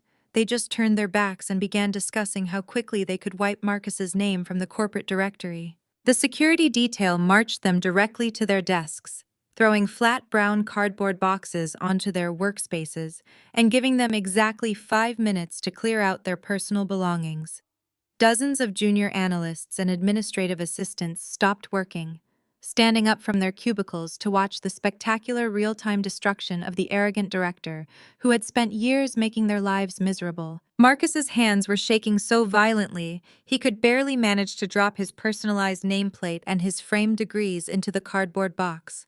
He kept muttering under his breath, trying to project some tiny shred of his former authority, threatening the security guards that they would be fired by the end of the week, but his voice just cracked and broke under the weight of his own profound humiliation. They were loaded into the private executive elevator, like common criminals, the heavy metal doors sliding shut to trap them in a suffocating silent descent down to the ground floor. The moment the lobby doors opened, the guards physically escorted them right out the main revolving doors and pushed them out onto the hot, bustling sidewalks of downtown Atlanta. The heavy glass doors of the towering skyscraper locked firmly behind them, officially severing Marcus from the millions of dollars, the prestige and the corporate power he had dedicated his entire pathetic life to chasing. Marcus stood on the sun-baked concrete, holding his pathetic cardboard box, his velvet dinner jacket from the night before, sticking to his sweating back. He turned to Serena, his eyes wide and frantic, desperate to find a single shred of comfort or validation from the woman he had destroyed his family for. He reached out his free hand to touch her arm, promising her in a shaky, desperate voice that everything was going to be completely fine, that he just needed to make a few calls to his Wall Street buddies and secure a new executive position by Monday morning. He told her that they would still buy that luxury downtown condo and live the high society life they had planned. But Serena just stared at him, her face twisting into a mask of pure, unadulterated revulsion. The young, ambitious mistress had just watched her golden ticket turn into a massive federal liability right in front of her eyes. She realized with cold, terrifying clarity that the man standing in front of her was not a wealthy titan of industry anymore. He was just a broke, unemployed fraud whose accounts were completely legally frozen and who was about to be investigated by the Securities and Exchange Commission for massive corporate embezzlement. She looked at his sweating, pathetic face and let out a harsh, cruel laugh that completely shattered the last remaining pieces of his fragile masculine ego. Serena smacked his hand away from her arm, looking at him like he was a disgusting piece of garbage she had accidentally stepped on. She screamed at the top of her lungs right there on the crowded Atlanta sidewalk, not caring who heard her telling Marcus that he was an absolute useless, pathetic loser who had completely ruined her life. She told him that she only tolerated his boring stories and his arrogant attitude because she thought he actually had real money and real power. But now he was nothing but a broke liability, who was definitely going to federal prison. She dropped her own small box of desk supplies right onto the hot concrete, not even caring about the cheap framed photos inside, and turned her back on him instantly. She stormed down the busy street, her high heels clicking aggressively against the pavement, pulling out her cell phone to frantically start looking for her next wealthy target, abandoning Marcus completely and totally without a single backward glance. Marcus was left standing entirely alone on the bustling sidewalk, holding a box of worthless office supplies, watching his mistress disappear into the crowd, his chest heaving with dry, frantic sobs as the absolute totality of his destruction finally settled into his bones. But the nightmare was only just beginning for his toxic elitist family, because the juicy, scandalous news of his catastrophic firing and my dramatic takeover of the Heritage Country Club was already spreading through the exclusive neighborhoods of Buckhead like an unstoppable, raging wildfire. By Sunday morning, the entire high society network of elite Atlanta had fully consumed the incredible details of Beatrice's complete social annihilation. Beatrice woke up completely oblivious to the fact that her fraudulent reputation had been permanently butchered. She put on her finest custom-tailored Sunday suit, draped her fake pearls around her neck, and instructed her heavily indebted son Darren to drive her to the massive megachurch where she had reigned as the undisputed queen of the charity committee. For the past 15 years, she honestly believed that she could just smile proudly and pretend that her public fainting spell at the country club was nothing more than a momentary lapse in blood sugar. But the moment Beatrice stepped through the towering wooden doors of the church lobby, the brutal reality of her new social standing hit her with the force of a physical blow. The elegant women who normally rushed over to kiss her cheeks and compliment her outfits deliberately turned their backs the second she approached them. The whispers hissed through the crowded lobby, like venomous snakes, women hiding their mouths behind expensive church fans, gossiping loudly about how Beatrice had been pretending to be a wealthy aristocrat, while bouncing checks and failing to pay her basic country club dues for 3 straight years. They whispered about how her golden son Marcus had just been fired, and Frog marched out of his firm for stealing client money to fund his cheap young mistress. Beatrice tried to maintain her haughty, arrogant posture, marching proudly toward her usual reserved seat in the very front pew of the grand sanctuary. But she found the row completely blocked by the pastor's wife. The woman who had happily accepted Beatrice's generous but fraudulent charity donations for years now looked at her with cold, absolute disdain. The pastor's wife informed Beatrice in a sickly sweet, condescending whisper that the church leadership board had held an emergency meeting on Saturday night and decided it was in the best moral interest of the congregation to permanently relieve Beatrice of her duties on the charity committee. She suggested with a fake sympathetic smile that Beatrice should probably sit in the overflow section at the very back of the balcony to avoid causing any more embarrassing distractions for the respectable families in attendance. Beatrice was entirely paralyzed, her mouth opening and closing as the profound, devastating humiliation washed over her.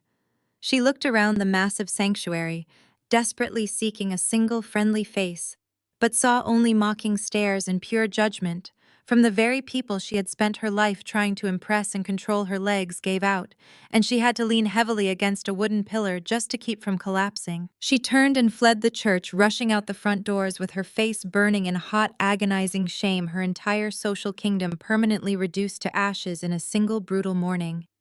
She retreated to her quiet, lonely house, pulling the heavy curtains shut and unplugging her telephone, realizing that she was completely and totally ostracized from the only world that ever mattered to her. The shockwaves of the family's total collapse hit Darren and Emily with an even more violent and immediate destruction. Emily had spent her entire marriage desperately trying to integrate herself into what she believed was a powerful, affluent family. She had maxed out credit cards and endured Beatrice's constant, condescending remarks purely because she thought she was securing her place in the upper echelons of Atlanta society. But after witnessing my terrifying display of true generational wealth at the gala and watching the country club general manager bow to me, she realized with sickening clarity that she had bet her entire life on the wrong horse. When Darren returned home from dropping his disgraced mother at the church, he walked into his heavily mortgaged suburban house, expecting his wife to comfort him, but instead he found Emily frantically stuffing her expensive designer clothes into multiple large suitcases in the middle of their master bedroom. Darren tried to calm her down, begging her to stay, and promising that Marcus would eventually figure a way out of this legal mess and start sending them their monthly allowance again. But Emily just laughed in his face, a harsh, bitter sound that echoed through the empty house. Emily screamed at Darren that his brother was never going to send them another dime because his assets were frozen and he was facing serious federal prison time. She told her husband that she refused to go down with his sinking, pathetic ship of a family, and that she was not going to spend the rest of her life dodging aggressive debt collectors just to pretend she was rich. While Darren was busy dealing with his sobbing mother, Emily had ruthlessly and efficiently drained every single remaining dollar from their joint checking accounts, transferring the meager surviving funds directly into a private account, solely under her name. She zipped up her final suitcase and shoved past her stammering husband, handing him a freshly printed business card from a cheap divorce attorney she had consulted online that very morning. She told Darren to have his bags packed and out of the house by the end of the week because she was putting the property on the market immediately to avoid imminent foreclosure. She walked out the front door without shedding a single tear, leaving Darren completely alone, standing in a house he could not afford, entirely abandoned by the woman who only ever loved the illusion of his wealth. The complete and total decimation of Marcus's entire toxic family structure occurred in less than 48 hours. They had spent years treating me like an uneducated peasant, building their arrogant delusions on the back of my quiet, supportive labor and my invisible financial genius. Now they were all individually experiencing the exact terrifying poverty and extreme isolation they had so cruelly wished upon me. They were utterly broken, discarded and consumed by their own catastrophic greed. The sheer absolute desperation of his new reality finally broke whatever was left of Marcus's arrogant mind. He had spent the last 2 days sitting alone in his cheap, damp hotel room, ignoring the frantic calls from his furious creditors and the aggressive emails from the Securities and Exchange Commission investigators. He had no job, no money, no mistress, and his powerful family was completely socially radioactive. The intense, crushing weight of his monumental failure finally cracked his delusions wide open, forcing him to realize that the only good, pure thing he had ever possessed in his entire miserable life was the loyal, loving wife he had completely taken for granted and ruthlessly thrown away. The Georgia sky broke open that evening, unleashing a massive, violent thunderstorm that swept across the city of Atlanta, with torrential heavy rain and booming cracks of thunder. I was sitting comfortably in the grand living room of my magnificent Buckhead mansion, wrapped in a soft cashmere blanket, sipping a warm cup of herbal tea, while Leo and Mia watched a movie on the massive flat-screen television. The house was warm, safe, and entirely mine, shielded from the chaotic storm raging outside by thick reinforced glass and heavy iron gates. I was perfectly at peace, feeling the quiet, profound serenity of a woman who had finally taken absolute total control of her own destiny. Suddenly, the secure intercom system mounted on the marble wall chimed sharply, cutting through the sound of the rain lashing against the windows. I set my teacup down on the table, my movements calm and deliberate. I walked over to the security panel and pressed the glowing button to activate the high-definition camera, mounted at the very front of my property's heavy iron security gates. The digital screen flickered to life, revealing a pathetic, miserable image that almost looked like a tragic painting. Standing outside the massive black iron gates, completely exposed to the violent pouring rain, was Marcus. He had no umbrella and no coat, just a soaked, ruined dress shirt clinging to his shivering frame. He was gripping the heavy iron bars of the gate with both hands, his face pressed against the cold, wet metal, looking up at the security camera with an expression of pure, absolute, wretched desperation. The rain was washing down his face, mixing with the heavy, streaming tears, that he was no longer trying to hide the arrogant Wall Street titan. The man who had confidently called me a leech on this very property just days ago was now standing in the mud, crying like a broken child, begging for the heavy iron gates of my kingdom to open and save him from the storm he had created. I watched the pathetic display on the security monitor for a few long, silent moments, letting the absolute reality of his complete destruction settle over me. I did not feel a sudden surge of vindictive joy or a desperate need to scream and shout at the man who had ruined our family. I felt absolutely nothing but a cold, hollow detachment, a profound, endless emptiness, where my love and respect for him used to live. I turned away from the glowing screen and picked up a large black umbrella from the marble entryway stand. I opened the heavy front door and stepped out into the raging thunderstorm, the heavy rain pounding violently against the tight canvas of the umbrella as I walked slowly and deliberately down the long paved driveway toward the massive iron gates. The storm was furious, the wind whipping through the manicured oak trees, but my mind was completely still, a calm, deep ocean of absolute clarity. Marcus saw me approaching through the thick sheets of pouring rain, and he immediately dropped to his knees in the mud, his hands still desperately clutching the cold iron bars of the gate. He started sobbing uncontrollably, the tears mixing with the heavy rain streaming down his face as he pressed his forehead against the wet metal. "Nia, please," he begged, his voice cracking and breaking over the loud, booming sound of the thunder. "Please let me in. I am so incredibly sorry for everything I have done to you and to our family." He started rambling frantically, trying to rewrite the narrative of his own brutal betrayal. Right there in the dirty mud, he blamed Serena for absolutely everything, claiming that she had aggressively manipulated him and poisoned his mind against me with her toxic lies. He swore that he was just a foolish, overworked, stressed man who had been viciously taken advantage of by a greedy, opportunistic young assistant who only wanted his money. He cried that he had never actually stopped loving me, and that our beautiful children were the only things that truly mattered to him in this entire ruined world. I stood on the safe, dry side of the heavy iron gates, looking down at the ruined, pathetic shell of the man I used to call my husband, the man who had once proudly claimed to be Atlanta royalty. I did not raise my voice over the storm. I did not argue with his pathetic, transparent lies. I simply reached into the deep pocket of my soft cashmere cardigan and pulled out a thick, folded legal document sealed tightly in a waterproof plastic sleeve. I slipped the envelope smoothly through the narrow gap between the heavy iron bars, letting it drop directly onto the wet pavement, right in front of his muddy, ruined knees. Marcus stopped his frantic rambling and stared down at the plastic envelope, his chest heaving with desperate, ragged breaths, his eyes wide with a new kind of terror. I kept my voice terrifyingly calm and perfectly detached, projecting a lethal serenity that completely cut through the noise of the heavy rain. I told him that the document sitting in the mud was the absolute finalized divorce decree officially signed and expedited by the family court judge just 2 hours ago. I explained that because my ruthless legal team had presented the court with irrefutable documented evidence of his massive federal financial crimes, his hidden offshore embezzlement, and his blatant calculated infidelity, the judge had completely stripped him of every single marital right he thought he possessed. I told him that his decision to steal $50,000 from his own children's college funds to buy his mistress a luxury car had completely destroyed any chance he had at being a father. I told him that I had been awarded absolute 100% sole legal and physical custody of Leo and Mia, and that he was legally barred from ever attempting to contact them without a court-appointed supervisor present. I also informed him that because he had intentionally drained his own assets to commit federal fraud and finance an illicit affair, the court had ruled that I owed him absolutely $0 in alimony or spousal support.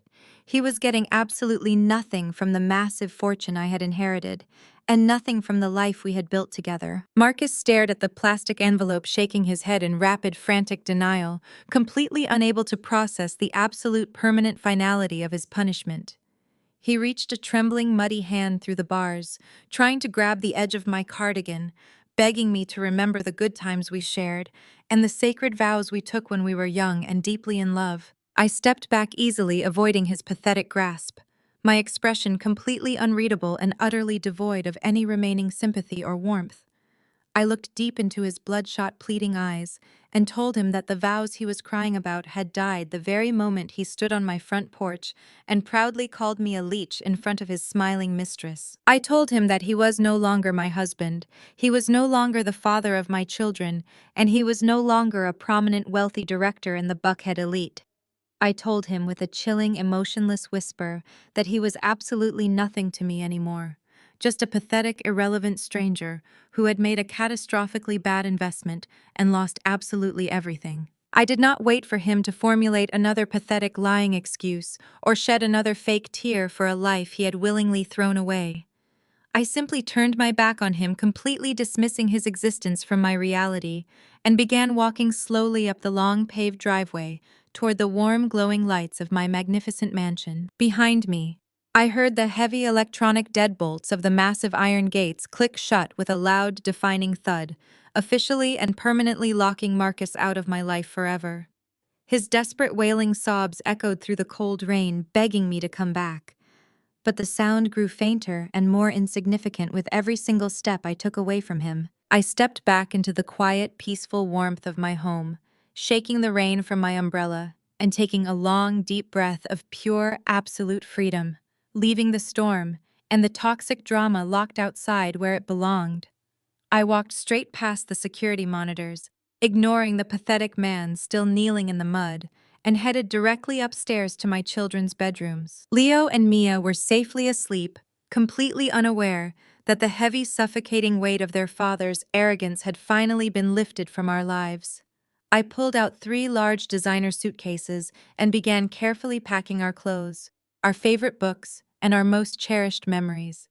There was absolutely nothing left for us in the toxic, suffocating high society world of Buckhead, Atlanta. Our painful past was completely dead and buried in the rain, and we were finally ready to leave it all behind forever, to start our new, massive, beautiful life on our own private island. 6 months had passed since that violent thunderstorm washed away the heavy, toxic foundation of my previous existence. The dark, suffocating skies of Atlanta were now nothing more than a distant, fading memory, replaced entirely by the brilliant, blinding sunshine of my new reality. But before I tell you about the absolute paradise I built for my children, I have to tell you about the miserable, pathetic reality. the people who tried to destroy me were currently living in.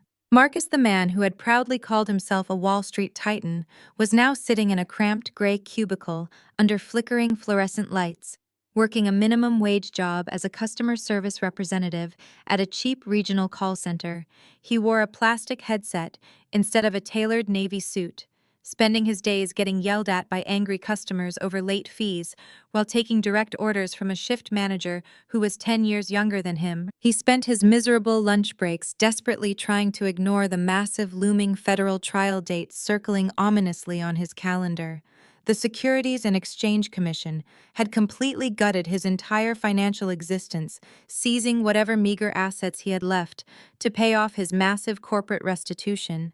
He was totally ruined, entirely stripped of the elite Buckhead prestige he had worshipped his entire life, and permanently banned from the financial industry he thought he ruled. His domineering mother, Beatrice, was faring no better.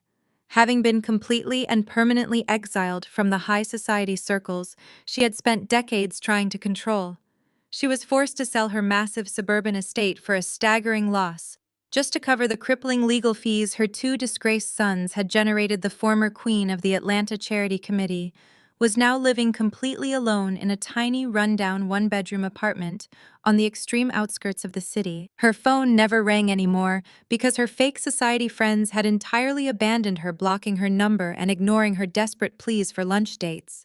She spent her endless, lonely days sitting in a cheap, worn armchair, clutching her fake pearl necklace, staring bitterly at the peeling paint on her cramped living room walls, listening to the loud sirens of the busy city streets outside instead of the gentle, quiet hum of the country club. Serena, the ambitious little mistress, who had confidently planned to steal my house and my life, was currently drowning in a massive sea of severe legal consequences. The extortion folders I had dropped on her lap at the country club gala had triggered a relentless criminal investigation, pulling all of her previous wealthy victims out of the woodwork. She was completely broke, legally cornered, and facing years of serious litigation without a single wealthy executive left to manipulate or pay her mounting attorney fees. Her name had become absolute corporate poison in the city of Atlanta, forcing her to move out of her luxury apartment and into a cramped, shared space where she spent her time frantically avoiding process servers. While they were all suffocating in the dark, muddy trenches they had dug with their own greed, I was breathing the crisp, clean salt air of the Bahamas. I was standing on the expansive, sun-drenched wooden balcony of my master suite, looking out over the breathtaking, pristine turquoise waters of the Oasis Caribbean Resort. I had not just maintained the legendary property my father left me, I had completely revitalized and expanded it, transforming the exclusive island into the most highly sought-after luxury destination in the entire Western Hemisphere. I added incredible new overwater villas and upgraded the deepwater marina, drawing in an entirely new tier of international clientele. The profits were absolutely staggering. But I did not hoard the wealth the way my ex-husband had hoarded his stolen corporate funds. I used the massive incoming revenue to launch a sprawling philanthropic foundation specifically designed to fully fund higher education and provide massive business grants to single mothers of color across the United States. I was taking the exact same resources Marcus had tried to use to oppress me and turning them into an unstoppable engine of empowerment for women who were fighting to escape the very same toxic financial abuse I had survived. I took a slow, relaxed sip of my chilled, sparkling water, the condensation cool against my fingers, leaning comfortably against the smooth wooden railing of the balcony. A warm tropical breeze ruffled the edges of my light linen dress, carrying the sweet smell of blooming hibiscus flowers and the gentle rhythmic sound of waves crashing against the white sandy shore. Down below, on our completely private stretch of immaculate beach, I watched Leo and Mia laughing loudly and chasing each other through the crystal clear shallow water. They were completely happy, utterly carefree and deeply loved, splashing in the gentle ocean waves and building massive elaborate sandcastles under the bright golden sun. They had completely forgotten the cold tension of the Buckhead mansion and the heavy toxic expectations of a father who only saw them as leverage. They were thriving in an environment built entirely on unconditional love and boundless opportunity. I watched my beautiful children smiling in the tropical sunlight, and I finally realized the most profound, absolute truth of my entire journey. I did not actually have to lift a single finger to destroy my ex-husband or his cruel, arrogant family. I did not need to ruin them because their own towering vanity, their monumental greed, and their absolute blind arrogance did all of the destructive heavy lifting for me. They had completely orchestrated their own spectacular demise simply because they underestimated the quiet, intelligent woman standing right in front of them.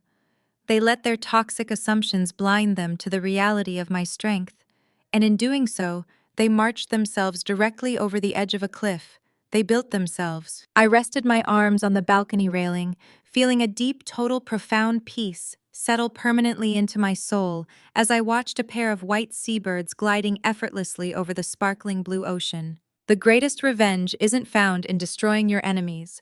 It's letting them stand in the gutter they dug for themselves, looking up as you soar into a sky they told you that you didn't belong in. The greatest lesson from this story is that true power does not come from seeking loud, vindictive revenge against those who betray you.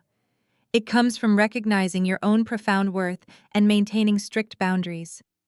Nia teaches us that we do not need to actively destroy toxic people because their own arrogance and greed will eventually cause their complete downfall. Real success means having the courage to walk away from environments where you are undervalued and using your strength to build a peaceful, authentic life.